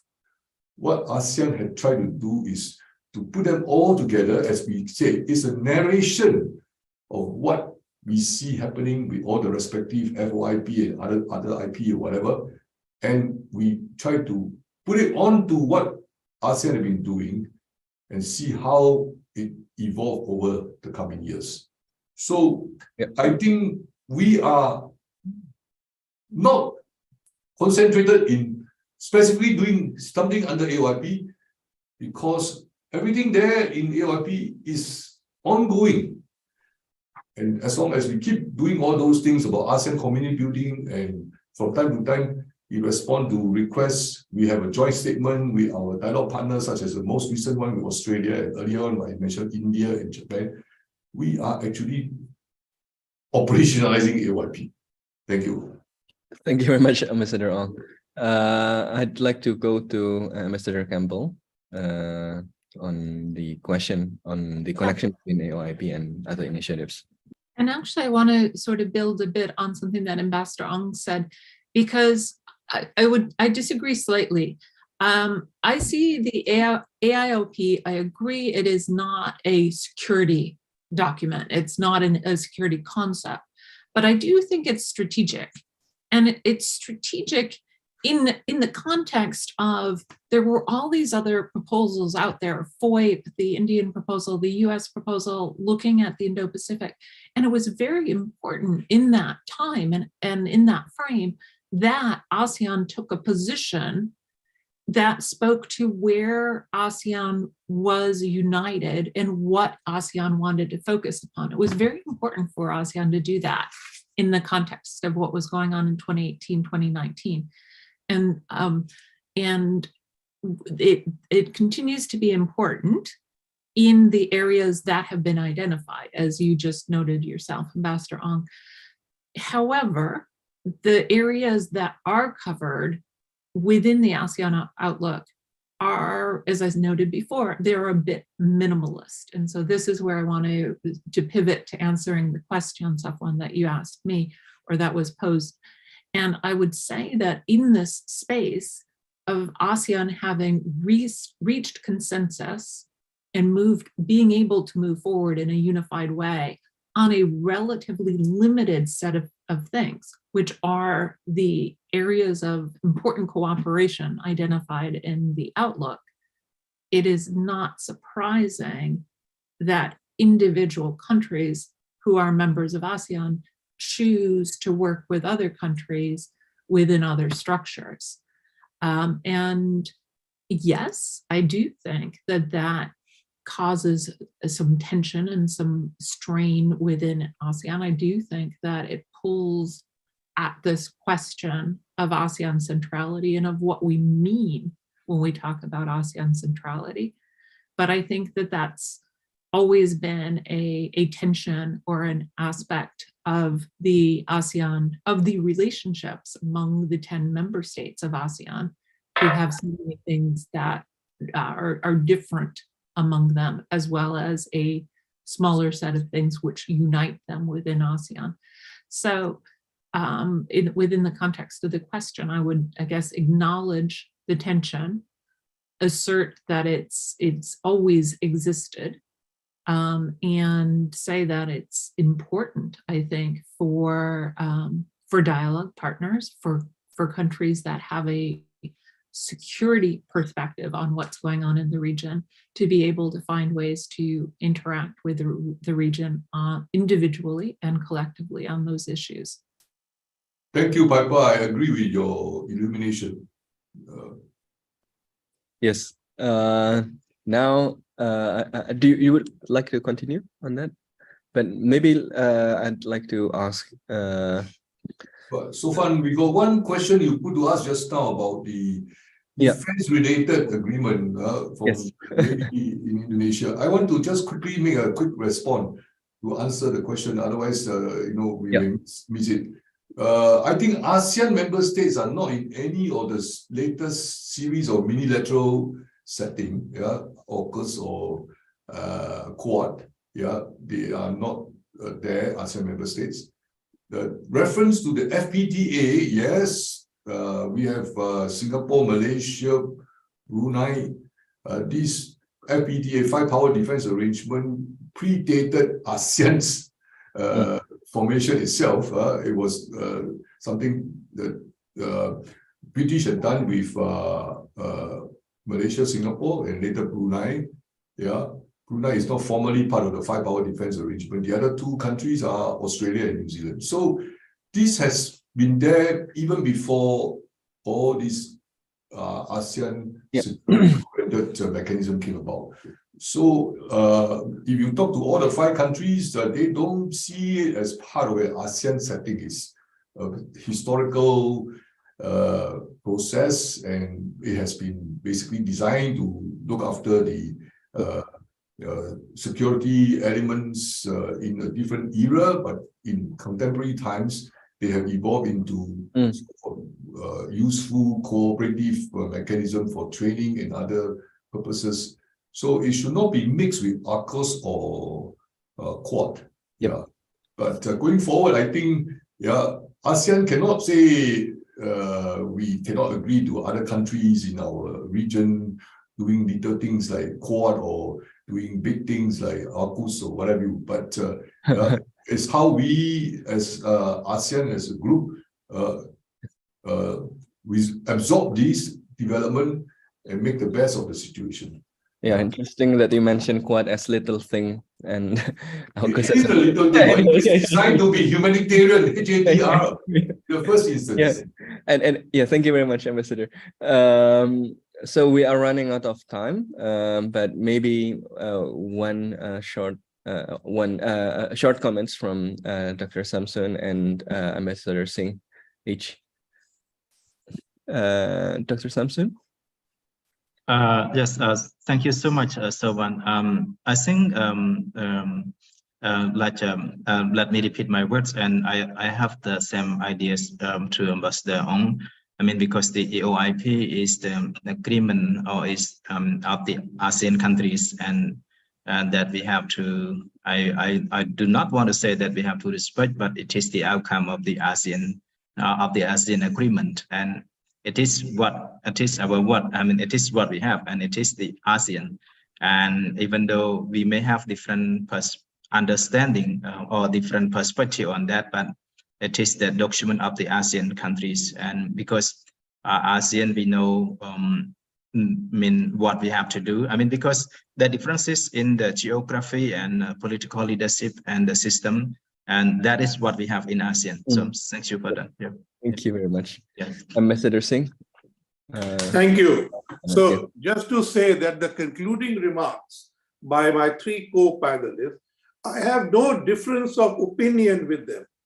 This is their point of view, which I respect. With Ambassador Ong, everything he says is true, except that he's looking at the documents, and I, as a former diplomat, am looking at the reality. And for me, China is a problem. And maybe to ASEAN, it is not a problem. But I do recognize that for 20 years, ASEAN has not been able to work out a code of conduct.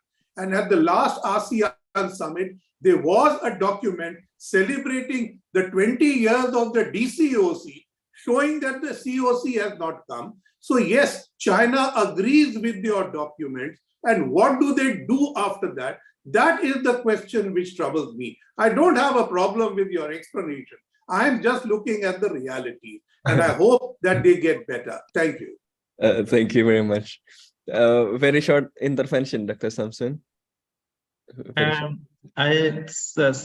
Thank you so much. But I think because that always be the problem. I mean, usually there are many questions when talking about China and ASEAN, like Ambassador Singh like just mentioned. But I think because the ASEAN countries, and we have the 10. I mean, we have 10 countries in ASEAN, and then because there are so many connections between ASEAN and China, like economics and other things and so on. But in my perspective, usually when association or when countries that have the good connection or relation with China, there always be question or suspicion on that. But in terms of AOIP and China, I think we need to look at each item of the ASEAN, and then why China support that, and why ASEAN is welcome or is happy or are happy to have the good connection with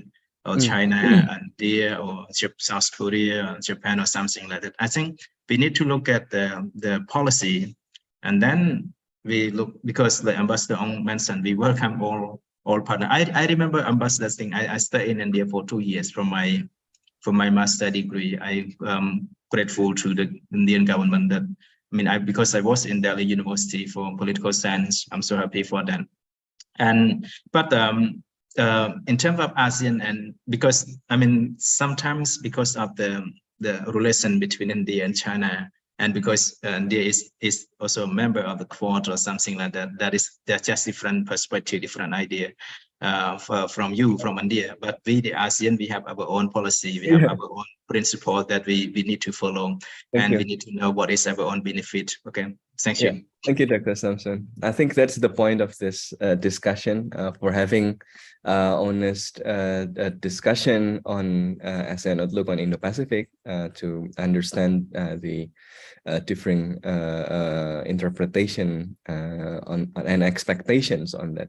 Honestly, I expected how to say less dynamic discussion, but apparently all of the speakers surpassed my expectation. I expect that diplomats are diplomatic, but it seems like former diplomats are still very much knowledgeable and very much updated, but more brutally honest in the language of Ambassador Singh. So thank you very much for the interesting discussion, and it reminds us to continue reading and looking at the development of the ALIP and trying to interpret it and exchange our views with different people from different backgrounds. Thank you very much to all panelists. Thank you. And all participants. It's very nice discussion. And I'll return the microphone to Afni. Thank you. Thank you, Dr. Chawan, and all distinguished speakers for the fruitful discussion and interesting debate, which unfortunately has to stop since we will continue with the next session in 10 minutes.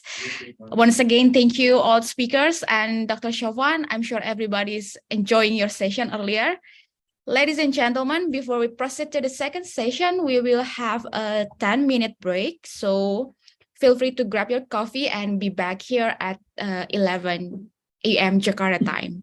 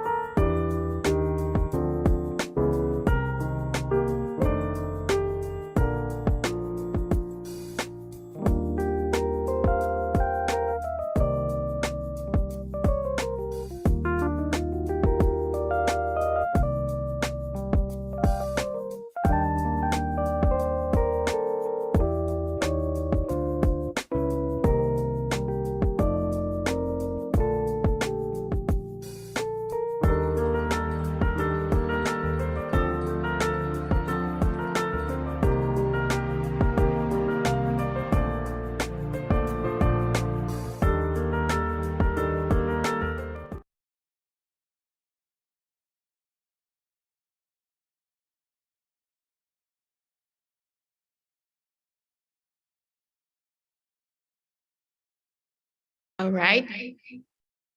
Good afternoon from Jakarta, everyone.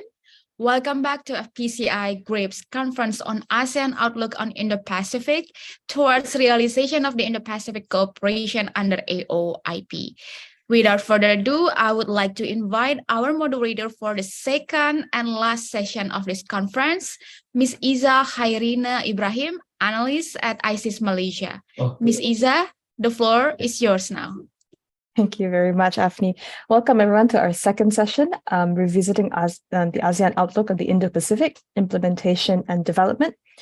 And for this session, I feel like with our esteemed panelists today, we would like to look deeper into beyond just the rhetoric of the Indo-Pacific, which has gained quite a lot of traction, quite significantly, often seen not only as a renewed as a broader and more inclusive scope beyond the Asia-Pacific lens and framework that we've used that was quite popular for quite a considerable amount of time until the Indo-Pacific has come back into trend, as you can say. And with these sort of debates and questions about it, it has put quite a significant amount of, it has brought on other countries' own interpretations and own respective policies on how not only do they view this region and this lens, but also how do they respond towards it. Quite noticeably, ASEAN had its own, alongside other countries such as the United States, Japan, Australia, India, and it came up with its own outlook. But the problem is, despite 3 years after its formulation, the progress on fulfilling these objectives set out by the framework remains quite slow.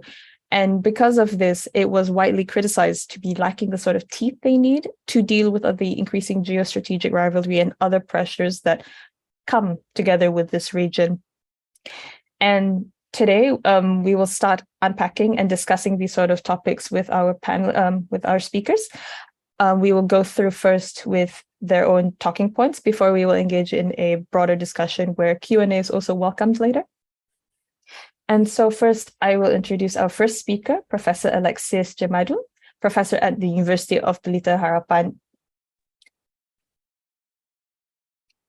Thank you, Iza. And I should like to thank also FPCI for having me here. Among this group of prominent scholars and prominent persons. I think I have to start with the disclaimer. I will represent myself, so my talk will be based on purely academic judgment, I hope. But I'm afraid that I cannot avoid my bias for my own country. So there are a few points I want to share with you. I think that the AOIP is a discursive representation of the aspirations of ASEAN members as the combination of small and middle powers for what the dynamics of the Indo-Pacific region should look like. So it represents what they want this region to be. Yeah? The ASEAN members want to convey the message that they have their own view on how to manage the interactions of all states in this region, including the rules of the game in economy, security, and other important issues. They know that each of the great powers like United States, China, India, Japan have their own concepts according to their respective strategic interests and calculation. But as a regional entity, ASEAN do not want to be led or forced to embrace any other concept which may not necessarily serve their best interest. What is interesting to observe is that each of these great powers has expressed their positive view or support of the AOIP. I suspect it is more out of pragmatic consideration rather than a permanent standpoint. We can say that despite the fact that the great powers have their own strategic concept of the Indo-Pacific region, they also give rooms for pragmatic policies, especially related to the narrative of economic interdependence and its institutionalization, in which their own interests are also embedded. The non-clarity of the AOIP is understandable, and it is not necessarily a liability or a weakness.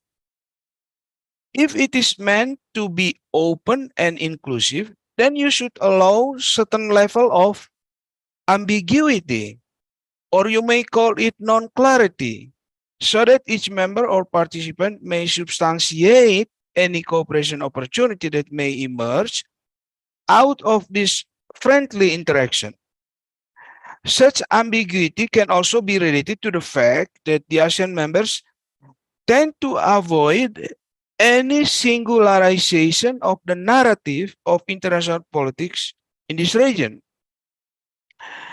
They acknowledge the importance of the narrative of economic interdependence, but at the same time, they also need the presence of each of these great powers, as long as each of them seeks to support regional stability and prosperity, instead of building its own domination or preponderance.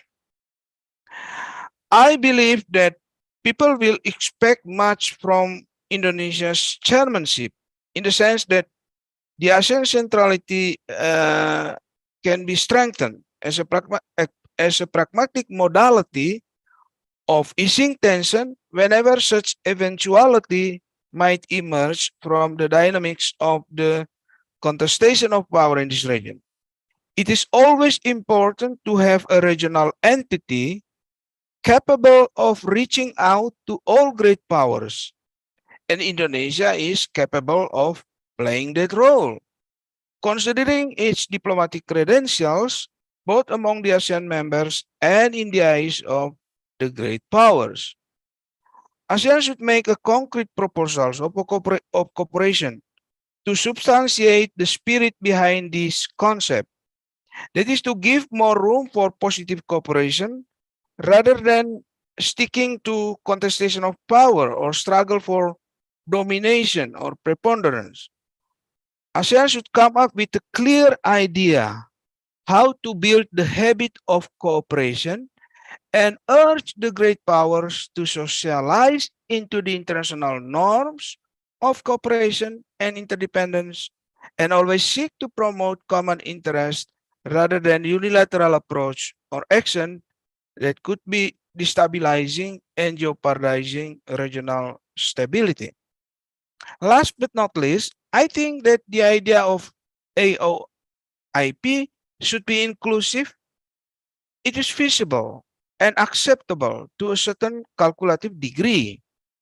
The fact that the concept has invited positive reactions from the great powers is an indication that they actually allow it to develop and follow its own course and produce its pragmatic intended benefits through concrete cooperation by maximizing opportunities that might emerge from the economic dynamics of the region as a whole.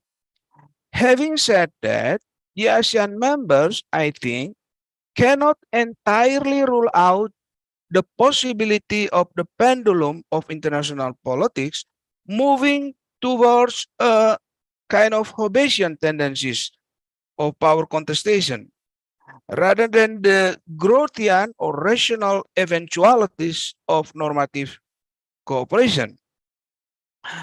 After all, global economic interests normally require a suitable and credible military protection. Indonesia's G20 presidency achievements constitute Indonesia's diplomatic credentials in navigating an international situation in which the interests of great powers can be reconciled for the benefits of all parties. Indonesia is capable of reaching out to all great powers and send the message that the regional stability and prosperity will also benefit them, considering the growing potentialities of ASEAN members individually and collectively. Thank you, Iza. Thank you very much, Professor Alexius.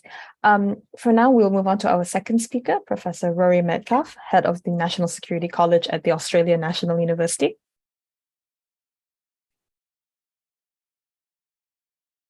Hello, and thank you very much for bearing with me. I just had a few connectivity issues, but I'm very happy to be with you all today. And I think my commendations to FPCI for hosting this really important discussion and for including my voice. Look, I would offer a couple of thoughts as really an Australian academic and security scholar who's followed the Indo-Pacific story for quite a long time now. And I've taken a very close interest in that time in the ASEAN outlook on the Indo-Pacific.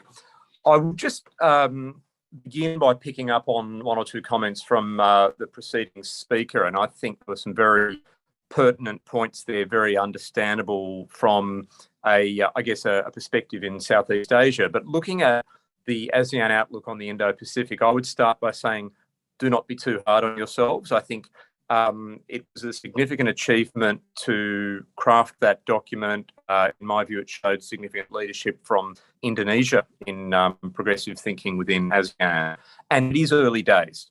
The principles that are elucidated in the ASEAN outlook on the Indo-Pacific are actually quite powerful and quite influential. I think if you think about the sequence of the ways in which other countries and partners have come to embrace their own versions of the Indo-Pacific idea, and it is very important to say that there is no one firm Indo-Pacific doctrine. It is a kind of a rich landscape of thinking about regional order. But if you do think about the others, I'm thinking the European Union, I'm thinking individual countries such as Germany or the Netherlands, or indeed very recently Canada. If you look at the way that countries in Asia, such as the Republic of Korea, are now individually beginning to look at the Indo-Pacific, I think ASEAN was, in fact, a leader in that sense, because ASEAN, with the outlook, pursued the most inclusive vision of an Indo-Pacific order in some tension with the, if you like, the free and open Indo-Pacific policy positions of Japan and especially the United States under the Trump administration, but or indeed with the Australian or Indian positions. But ASEAN has struck a genuinely inclusive middle ground there, and so just at the level of declaratory policy alone, the outlook is an achievement. Now, I entirely agree that we're in difficult strategic times and words are not enough, and words really need to be a framework for policy and a framework for action. So what next? I would just put a few thoughts on the table there, because again, like ASEAN, like the ASEAN-centric regional organisations of our region, the ASEAN outlook on the Indo-Pacific is a work in progress, but the strategic times are moving quickly. And I think whether that's the concerns about the assertive impact of Chinese power on the region, whether that's concerns about the risk of clashes or conflict or miscalculation, the geopolitical picture is not standing still. To therefore take next steps on the ASEAN outlook and its implementation, I would think very hard about how we make much better use of regional institutions. And when I say we, I guess the burden there is for ASEAN countries, but also for dialogue partners, friends of ASEAN, Australia among them. And that is, how do we take institutions like the East Asia Summit, the ASEAN Regional Forum, the ADMM Plus process, how do we take those institutions and really inject more ambition into their agendas and inject more pressure and expectation on those institutions to perform? I'm thinking areas like much more robust information sharing within the region on the risks that we face, whether it's risks of resource depletion and overfishing, whether it's risks related to miscalculation and potential conflict. But these institutions are, I think, not being driven hard enough by our governments. It's really up to leaders, for example, in the East Asia Summit, to use the extraordinary opportunity they have of that convening power to drive more ambitious conversations. But bureaucracies, foreign policy and other bureaucracies in the other institutions can and should do more to take elements of the ASEAN outlook on the Indo-Pacific vision and inject those into work streams or create new work streams under the umbrella of, for example, the ARF or the ADMM+. So I think a bit of ambition there. At the same time, I think that the vision of connectivity that's embodied in the AOIP is one that's not going to be for ASEAN alone. And so again, I think it is reasonable for individual ASEAN countries to work with individual partners outside of the ASEAN circle, with dialogue partners like Australia, like Japan, like India, and like Europe, which is showing so much more interest now in the strategic future of the region, and to identify where there are convergent principles around sovereignty or international law, to identify specific bilateral or minilateral initiatives that we can take. I'm going to pause in a moment, but just one observation that I think is still in play is that we have this very dynamic regional architecture. It's in flux. We have new institutions. We have minilateral institutions. We have the Quad, for example. We also have efforts by the United States to really try to come up with some non-military, non-security elements of its Indo-Pacific engagement. And I do think that colleagues in some ASEAN countries sometimes underestimate actually how much agency they have to engage all of that interest in ways that add to regional stability. Last point, of course, goes to the question of China and the question of how do we engage with China, whether it's through the framework of the ASEAN outlook on the Indo-Pacific or whether it's through other national or international frameworks. Now, it's fair to say that China is probably in a moment of tactical recalibration of its regional assertiveness and that, or indeed its relations with the United States, but I still see considerable risk for the regional order in the short to medium term.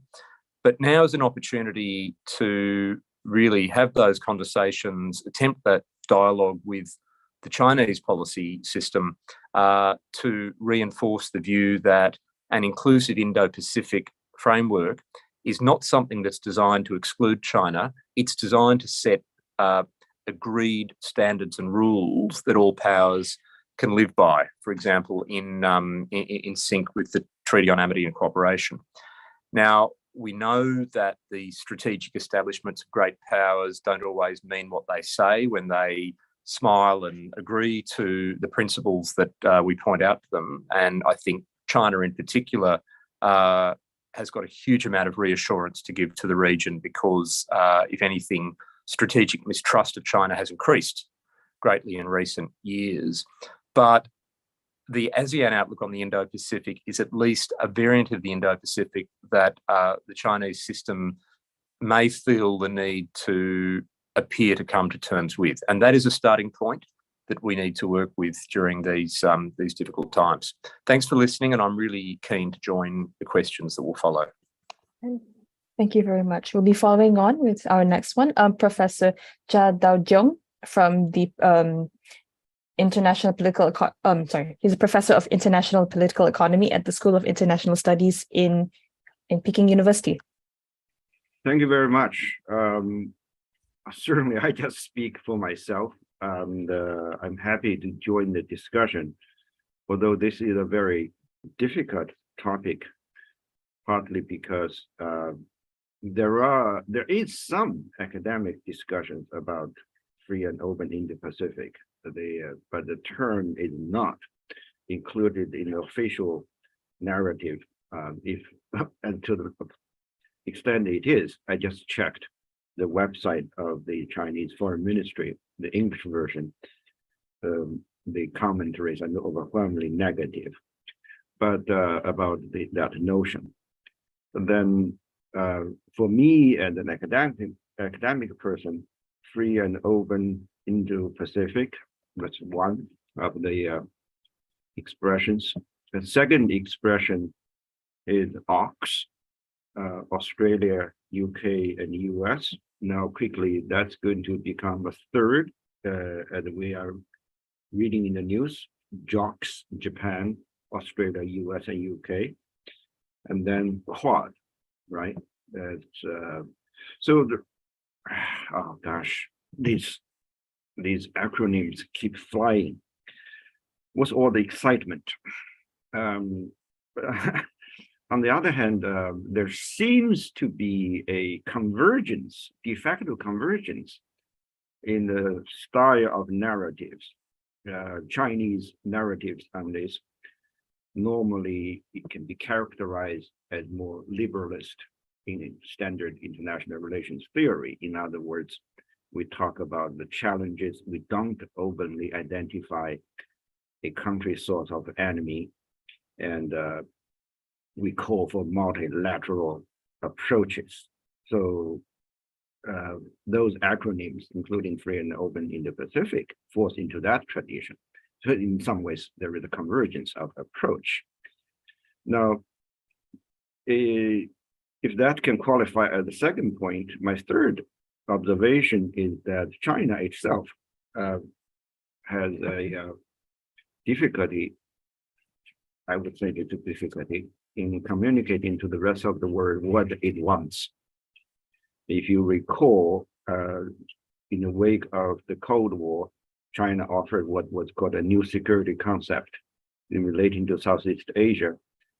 And that started to evolve to what in February this year, a global security initiative. And then the Chinese framings, certainly there is a discursive element to it, do not always address the questions about Chinese intent. Although to me, it does seem to, the Chinese intent seems to be clear. That is a focus on territory-based security in, more specifically, Taiwan, the East China Sea, South China Sea territorial disputes. Although the nuances in the Chinese vocabulary is such that Taiwan is an inalienable part of China, but then the same framing is not applied to discussions about the East China Sea or South China Sea, certainly not in Chinese texts. So we have a competition of framing of what is conducive to the pursuit of predictability or the pursuit of, let's say, peace. Everyone talks about peace in the region. That's normal. But then what do? I would think we should be reminding ourselves that the trajectory of security is never straightforward, but the role ASEAN has played in, it's hard to use a proper English language word for this. The role of ASEAN here is really critical. If you look at the sort of anxieties about major powers, be that Russia or China, I mean Soviet Union, China, the United States, or even at one point of time Japan, ASEAN has done a marvelous job in terms of bringing the various interests together. ARF, APEC, in trade, RCEP, and then the ministerial meetings or the meetings plus. I would think so long as we keep ASEAN centrality in place, we have a better chance of at least keeping the channels of dialogue open rather than leaving this to a sharply framed so-called big power or major power competition. So let me stop here, and then later I will be looking forward to questions and comments. Thank you. Thank you very much, Professor Zhang. We're moving on to our next speaker, Professor Tsutomu Kikuchi, the Emeritus Professor of Aoyama Gakuin University. Yeah, thank you. Thank you, Ida-san.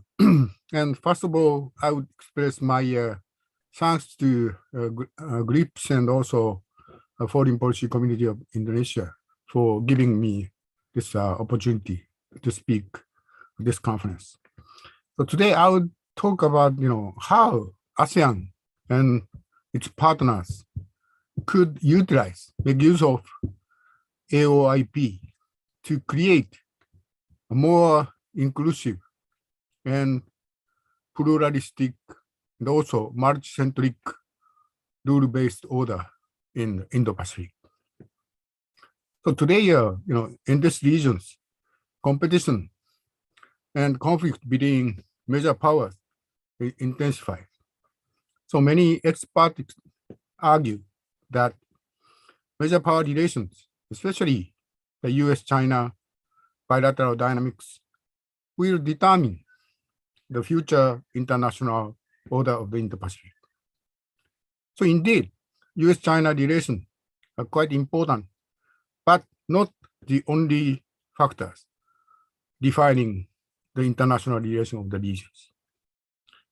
So I would argue that the Indo-Pacific is now in transitional phase towards more inclusive and a plurilateral multicentric regional orders in which the diverse group of the states will also play a quite important role to maintain and strengthen the rule-based international order here. So our challenge is how to manage this transition without military conflict or other big disruptions. The key to this is a promotion of collective effort to further enhance the national resilience of the country in the regions. So AOIP has a significant role to play in this regional context. So AOIP is a kind of manifest by ASEAN countries for Indo-Pacific cooperation, setting out the tasks to be undertaken by countries of the region to build a rule-based regional orders. So it also means that by addressing the challenges set out in AOIP, ASEAN countries will enhance their national and regional resilience, thereby enabling them to be important players in maintaining the regional rule-based regional orders. Also contributing to realizing the ASEAN community building initiatives. So national resilience is the most important foundation for rule-based orders. And regional cooperation to implement AOIP could be quite diverse. Already, so many other speakers pointed out. That could involve cooperation between certain ASEAN member states and countries outside Southeast Asia. There may be some cooperation through regional institutions such as East Asia Summit. Today, I would like to point out the possibility of cooperation between ASEAN and Quad, the cooperative forum between Japan, US, Australia, and India. So Quad will certainly become one of the key pillars of regional architecture for peace and prosperities of the Indo-Pacific in the coming years and decades. The cooperation between ASEAN and Quad will further facilitate the implementation of the AOIP and contribute to strengthening the resilience of ASEAN countries. Already, as previous, at the last previous sessions, some distinguished speaker already mentioned, Japan, India, Australia have been strongly committed to the implementation of AOIP. So through this, ASEAN could become quite important pillar of inclusive and pluralistic Indo-Pacific rule-based orders. That is not solely defined by major power relations. And actually, since 2007, Japan, India, Australia, and the United States have been searching for the most appropriate agenda and form of quadrilateral cooperations. And Quad finally come to common understanding of the objectives to be pursued, the challenges to address, and the way to achieve them. Quad aims to strengthen free, open, inclusive, and rule-based regional orders in these regions. And Quad is maintaining and strengthening the public goods through addressing such areas as maritime security, supply chain resilience, and so forth. So Quad is not alliance, but more than alliance. The network of alliance has been one of the important components of so-called rule-based international orders. So alliance still remains quite critically important factor today. And Quad could be additional component of regional balance of power that is indispensable for rule-based orders. But alliance is not model of Quad. Quad will not become Asian NATO. But Quad has the potential to develop into more innovative regional institution than alliance. So Quad institutional innovation lies in its flexible and multi-layered institutional structures. So Quad creating a new type of networks to address the diverse challenges facing our regions. First, intra-Quad relations. Quad cooperation is multi-layered, including bilateral, trilateral, and also quadrilateral cooperation among 4 countries. So bilateral, trilateral cooperation among Quad member countries are quite important building blocks for the overall effectiveness of the Quad. Actually, for the last more than decades, bilateral relations among Quad countries have been greatly improved, especially respective relation with India. And those bilateral, trilateral, and quadrilateral cooperation are mutually reinforcing each other. Second, Quad has additional component, that is Quad plus X formulation connecting with non-member countries. And flexible and inclusive institutional structure of Quad is quite useful in promoting cooperation with non-Quad countries. Actually, Quad member countries have been enhancing cooperation with non-Quad countries bilaterally, trilaterally, and quadrilaterally, including some of the ASEAN countries. And actually, Quad seek to enhance the resilience of the state in the region through cooperation wide range of issue areas, as I mentioned. And the increased resilience of Indo-Pacific countries, including ASEAN member countries, coupled with nationalism of these countries, their strong, deep-seated sense of sovereignty, independence, and autonomy will make them quite important players in maintaining and strengthening the Indo-Pacific rule-based orders. And as a result of strengthening of state resilience through Quad cooperation with ASEAN countries, Indo-Pacific regional order will become more inclusive, the pluralistic, and also multi-centric, with diverse states playing a meaningful role in maintaining of the orders. Of course, this process of building inclusive and pluralistic, multi-centric regional orders take time, but we must not lose our long-term perspective. The OIP can make great contribution to the formation of this inclusive and pluralistic Indo-Pacific rule-based orders. I would stop here. Thank you very much. Thank you very much, Higuchi-san. And now we've gone to our final speaker, Ms. Big Tran, a visiting fellow at the International Institute for Strategic Studies.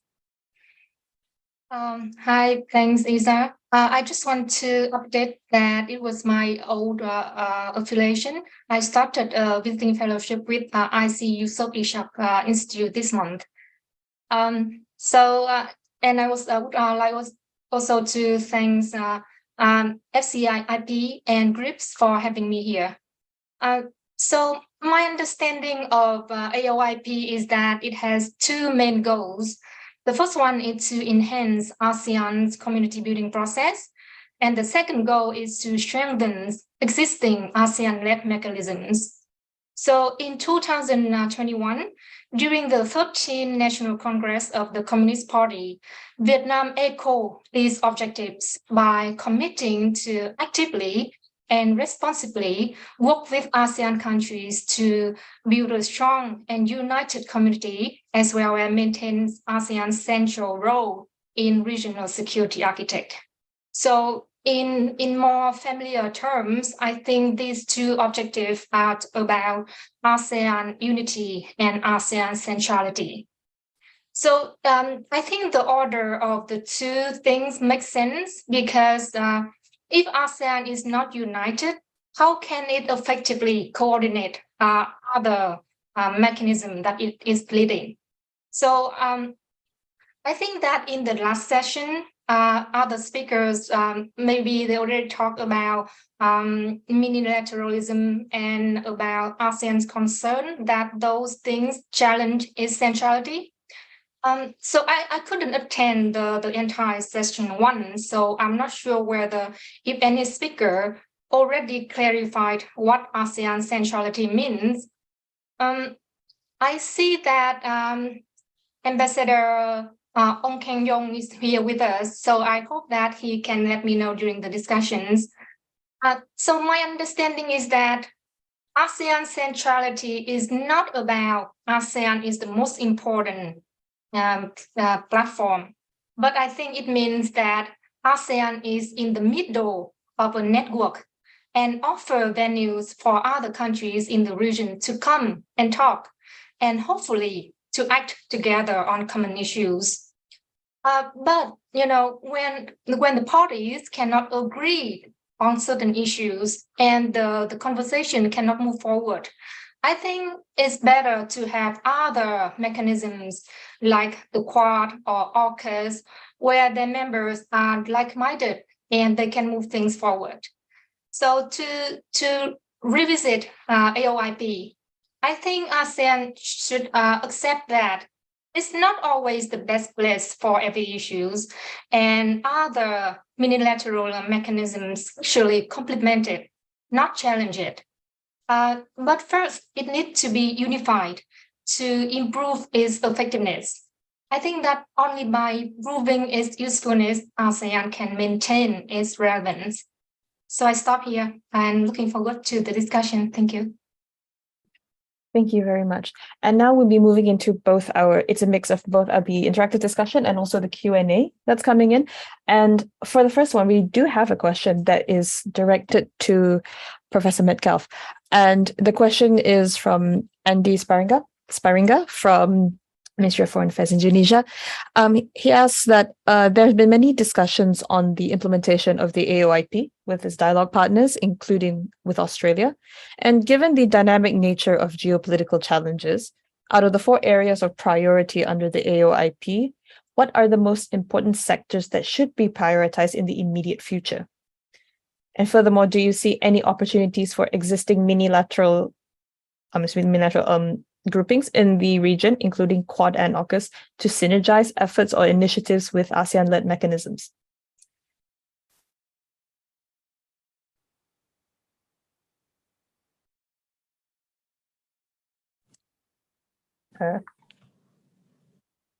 Is that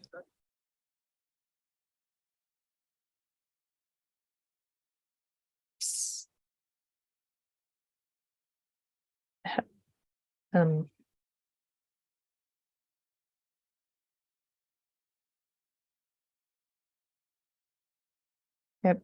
Professor Metcalf, you with us? Yes, I'm back. Sorry, I had connectivity issues. Would you like me to answer that question? Yes, please.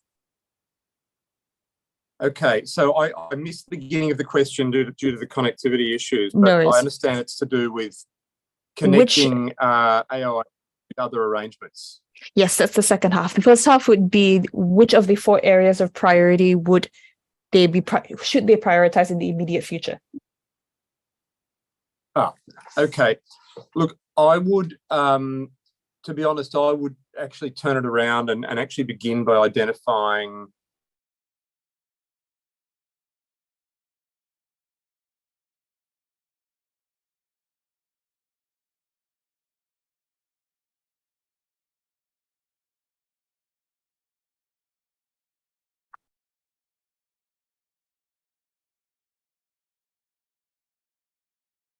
Yeah. Actually, for the meantime, until Professor Metcalf can reconnect, I think I'll open this to the floor actually to all of our other speakers as well. What do you think should be prioritized? Because we do have like a very range of speakers with different interests as well, including an economic perspective from Professor Jia. So anyone would like to speak first?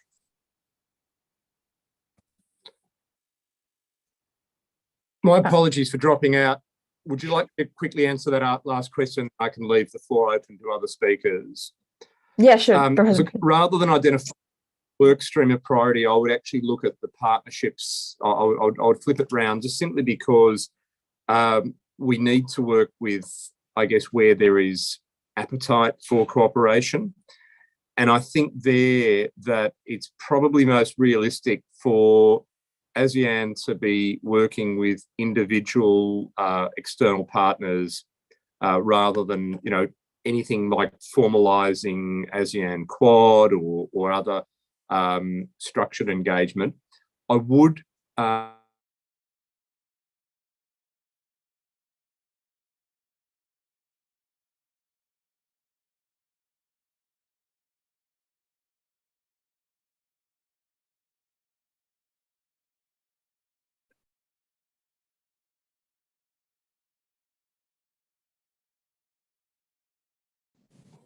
I'm sorry, I'll come back later in the session when my connection is better. All right, thank you. Kikuchi-san, you had your hand raised just then. You can proceed, thanks. In case of Japan, already, the 86 or 89 project, identified as a part of the, implementation of AOIP. So Japan have been quite, deeply engaged in implementation of AOIP. And in my understanding, we don't have any specific, priority on the specific areas. And usually, we picked up the specific project, after consultation with the individual, ASEAN member countries who are, interested in promoting specific, projects and so forth. Yeah. Thank you.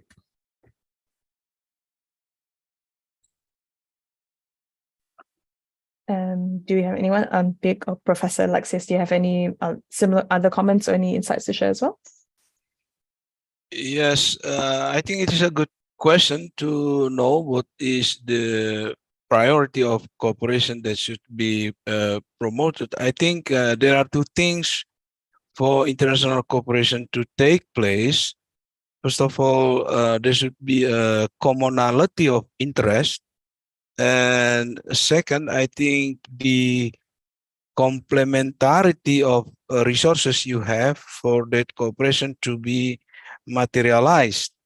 And as far as Indonesia is concerned, I think being in the middle of all this dynamic of interactions in this region and having declared itself to be the global maritime fulcrum, maritime connectivity and maritime cooperation should be on the top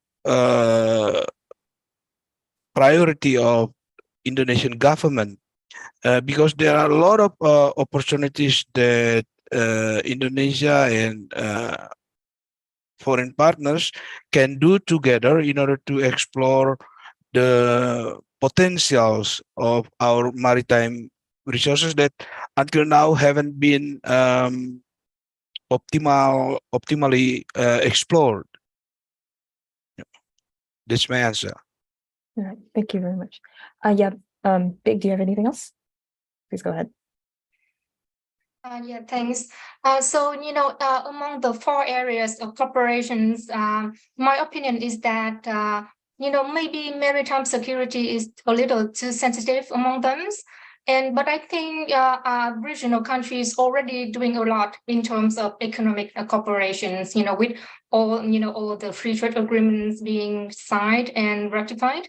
So maybe something, I think the 4th area on sustainable development maybe could receive more attentions because, I think ASEAN, in the is a perfect place for, renewable energies such as solar energies. And I know that I think Vietnam is actually leading Southeast Asia in this area.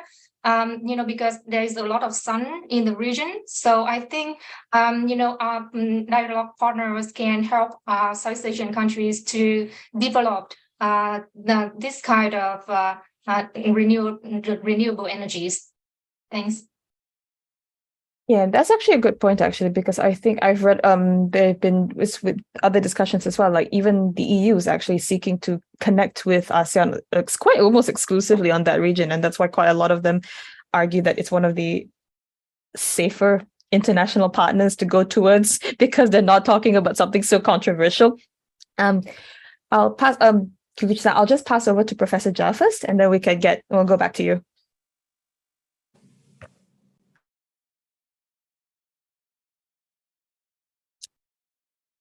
Yeah, you can unmute. Go ahead.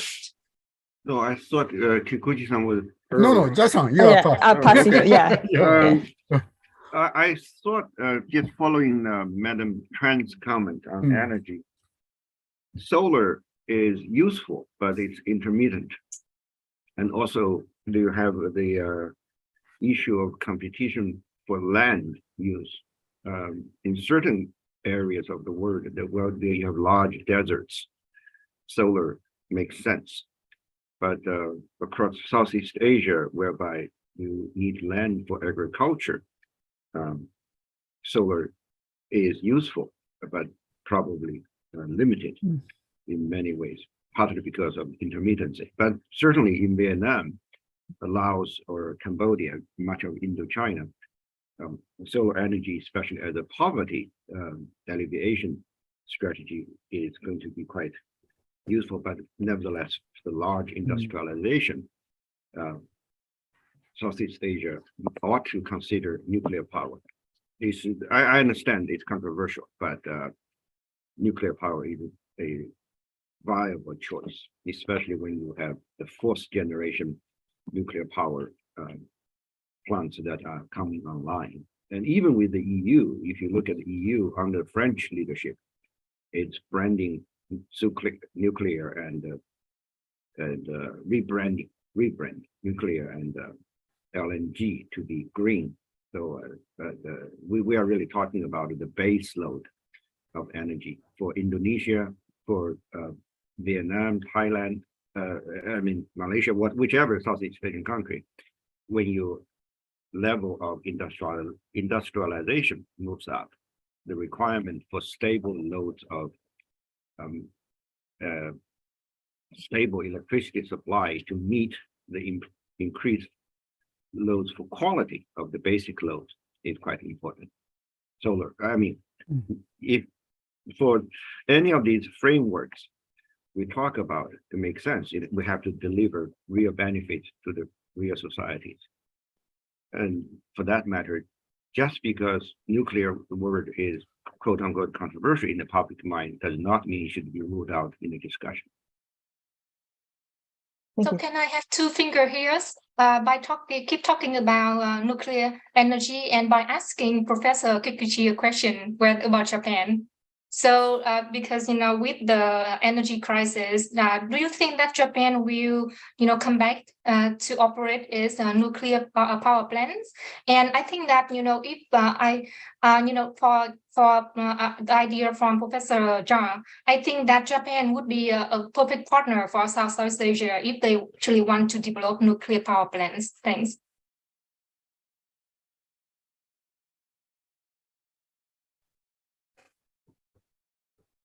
Kikuchi-san, go ahead. You can okay. reply to both. Thank you. Thank you so much.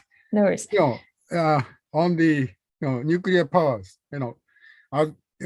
yes, we are facing some serious, the shortage of the electricity right now, because we have more than 56 or 57 nuclear power stations, but now is only few stations working. And overcome this shortage of electricity, and also given our due consideration for impact on climate changes, I think the deactivate the nuclear power station would be one of the options. And in my understanding, government now considering how the old nuclear power station should be devitalized and the extend the some life the cycle of the individual nuclear power station and so forth. Just 10 or 20 years expansion from existing 40 years, the time limit and so forth. So I think that, if current energy situation continues, we the nuclear power station, rely on the nuclear power station is the most feasible option for Japan in the coming decade and so forth. And on the previous the question on the which areas we should put to implement on the 4 areas identified in AOIP. Probably in case of Japan, maritime security is a relatively new area of cooperation with ASEAN countries, because the other 3 areas, we have a long histories in our bilateral dealing with ASEAN connectivities. Japan is one of the key countries who deeply engage in the infrastructure building in Southeast Asian countries. Also, we have long history of economic cooperation and so forth. And SDG, sometimes SDG include everything, and everything could be included in the category of the SDGs. And so the maritime security is a new area of cooperation between Japan, ASEAN countries. But mostly this is relating to strengthening, contributing the capacity building of ASEAN countries. For us, more than 10 years, Japan deeply engaged in establishing a Coast Guard agency in some Southeast Asian country like Malaysia, Indonesia, and so forth. And also we have been providing Coast Guard vessels to some of the Southeast Asian countries, Vietnam, Philippines, and Indonesia, and so forth. So we continue to be engaged in capacity building, cooperation with the individual Southeast Asian countries. And also, in case of maritime security, as you know, the last Quad meeting held in Tokyo in May, 4 countries agreed, so-called Indo-Pacific Maritime Domain Awareness Project. And the purpose of this new initiative is to provide real-time information on the activities of ships in Indo-Pacific by using existing fusion center located in India, Singapore, and also Solomon Island, and so forth. That could be a quite important, contribution for the ASEAN countries. ASEAN countries can quite easily identify illegal, shipping operating in Southeast Asian Sea and so forth. So I think, in the coming years, such cooperation for further implementing the maritime awareness, maritime domain awareness initiative could be further pursued in our relation with ASEAN countries. Thank you. Thank you. Professor Metcalf, I hope hopefully now your internet's stable enough to come in. Yeah, look, thank you. And my apologies for the problem earlier. Look, first I would echo, I think, the very wise observations by my Japanese colleague just now, because although I can understand why at one level maritime security could be seen to be a little controversial, it depends enormously how we define maritime security. If we're looking at the stewardship of the global commons, at the stewardship of maritime resources, at things like understanding the pressure on fisheries, at things like policing illegal fishing and so forth, then it's actually quite uncontroversial, I think, for ASEAN collectively and for ASEAN plus its friends and partners to take a very strong interest. So I would suggest that two principles going forward on cooperation. One is, as I said before, let's focus on those partners who are ready to play. I'd certainly include Australia in that list. I think Japan clearly as well. I'd also note, I think, reinforce the view that the European Union is now getting serious about the Indo-Pacific, and in areas like civilian capacity building, maritime security, international law, there would be an enormously helpful partner to engage. And then going to the substantive issues, I would actually suggest we do need to look at maritime security and at standards. And I think standards for infrastructure would be a second point to note. Infrastructure not only across ASEAN, but in terms of ASEAN's connectivity with the broader region, developing some shared understandings about what are sustainable standards for infrastructure, whether it's through investment or development assistance, I think could be quite a useful consensus building tool going forward. Last of all, and I'm going to have to leave in a moment, unfortunately, my last point would be that sooner or later, the region is going to have to come to terms with questions about confidence building measures, questions about so-called guardrails to prevent risks of miscalculation and conflict. And there, I think sooner or later, we are going to have to encourage the ASEAN-centric institutions to engage. And in fact, the principles under the ASEAN Outlook on the Indo-Pacific and the Treaty on Amity and Cooperation are tailor-made for that conversation. Thank you. Thank you very much. And thank you so much, despite with all the connections. And now we have one final question from our Q&A. I'm just going to wrap this up. And it's a question from Matthias, if I'm pronouncing that correctly. They asked that India, Indonesia, the maritime Indian Ocean, and the West Coast Sumatra and Australia has been left untouched concerning people mobility, biodiversity and energy exploration between those three neighbors. How this Indo-Pacific ASEAN initiative or cooperation can this... Okay, hold on. Like, how can this initiative and cooperation work? Can I jump in first on that, please? Please go ahead.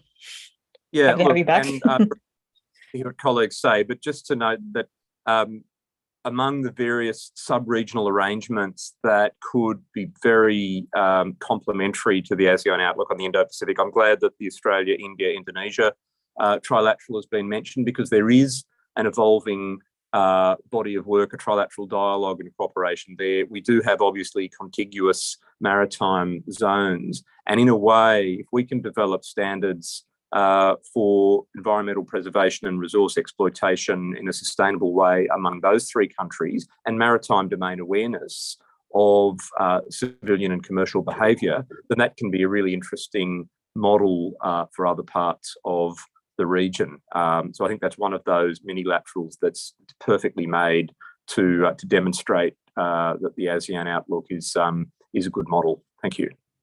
Nice. And actually, we do have a hand raised by Ambassador Ong Keng Yong. Actually, please welcome your intervention. Oh, thank you, Isa. I thought I should just respond to what Big Tran asked about ASEAN centrality. Yeah, since it's a good time for me to talk a little bit about this very important concept in ASEAN work. Basically, it goes back to the geography. Yes, we are in the center between the Indian Ocean and the Pacific Ocean. But that means that Southeast Asia is a critical space on Earth for people from Northeast Asia, China, Japan, Korea, to go to the Middle East, to Europe, and for Middle Easterners and Europeans to come via Southeast Asia to China, to Japan, Korea, and even beyond that to United States and Canada. So as a result, Southeast Asia is a very strategic geographical location, and therefore many other external powers over history would be interested in doing things in Southeast Asia the way they prefer, the way they want Southeast Asian nation to facilitate their transit through this region, to work with other Asian or countries in Asia Pacific region. Therefore, what the Southeast Asian countries have done from 1967 is to come together, and say, we cannot stop people from coming to Southeast Asia, and Southeast Asian culture is generally open and inclusive, welcoming. So what we do is that we construct a series of processes and mechanisms, which we call now the ASEAN regional architecture. So with this regional architecture, it is supposed to give us a predictable way of interacting with one another, among ourselves in Southeast Asia, and between Southeast Asian nations and others from outside the region. So that originated into, that idea now become what we call ASEAN centrality. So what we are saying in ASEAN centrality is not that if we are not there, we are not going to be helping you, or we're not interested in what you're doing. What we are saying is that since now we have a regional architecture, we like to engage other countries, other powers in mutually rewarding activities, whether politics or strategic or economic or social cultural. But in so doing, we should not ignore the fact that we have an ASEAN-centered architecture. There are different ASEAN-centered mechanisms and processes. And one of the most important principles here is that we have a rules-based regional architecture. Everybody is welcome. Everybody can work with one another, either collectively, ASEAN Plus, or individual ASEAN country with whoever want to work with us in Southeast Asia. But we go back to one basic thing, which is rules-based order. So it's a rules-based multilateral order. Everybody is welcome, and we can work together. If we cannot work together, then what do we do? And again, over there, ASEAN has devised various sets of processes. And as Professor Rory Metcalf said, we also need to think about how to have CBMs, confidence building measures, how to strengthen or build the trust and confidence that other countries coming through Southeast Asia can work with ASEAN or ASEAN member states individually to create that kind of positive, constructive approach. And the whole idea, therefore, is that Southeast Asia or the ASEAN region must be a stable, secure place for us in the region, and as well as for other people who transit through or who come to Southeast Asia for business and whatever they want to do. Thank you. Thank you, Ambassador Ong. And thank you very much for that.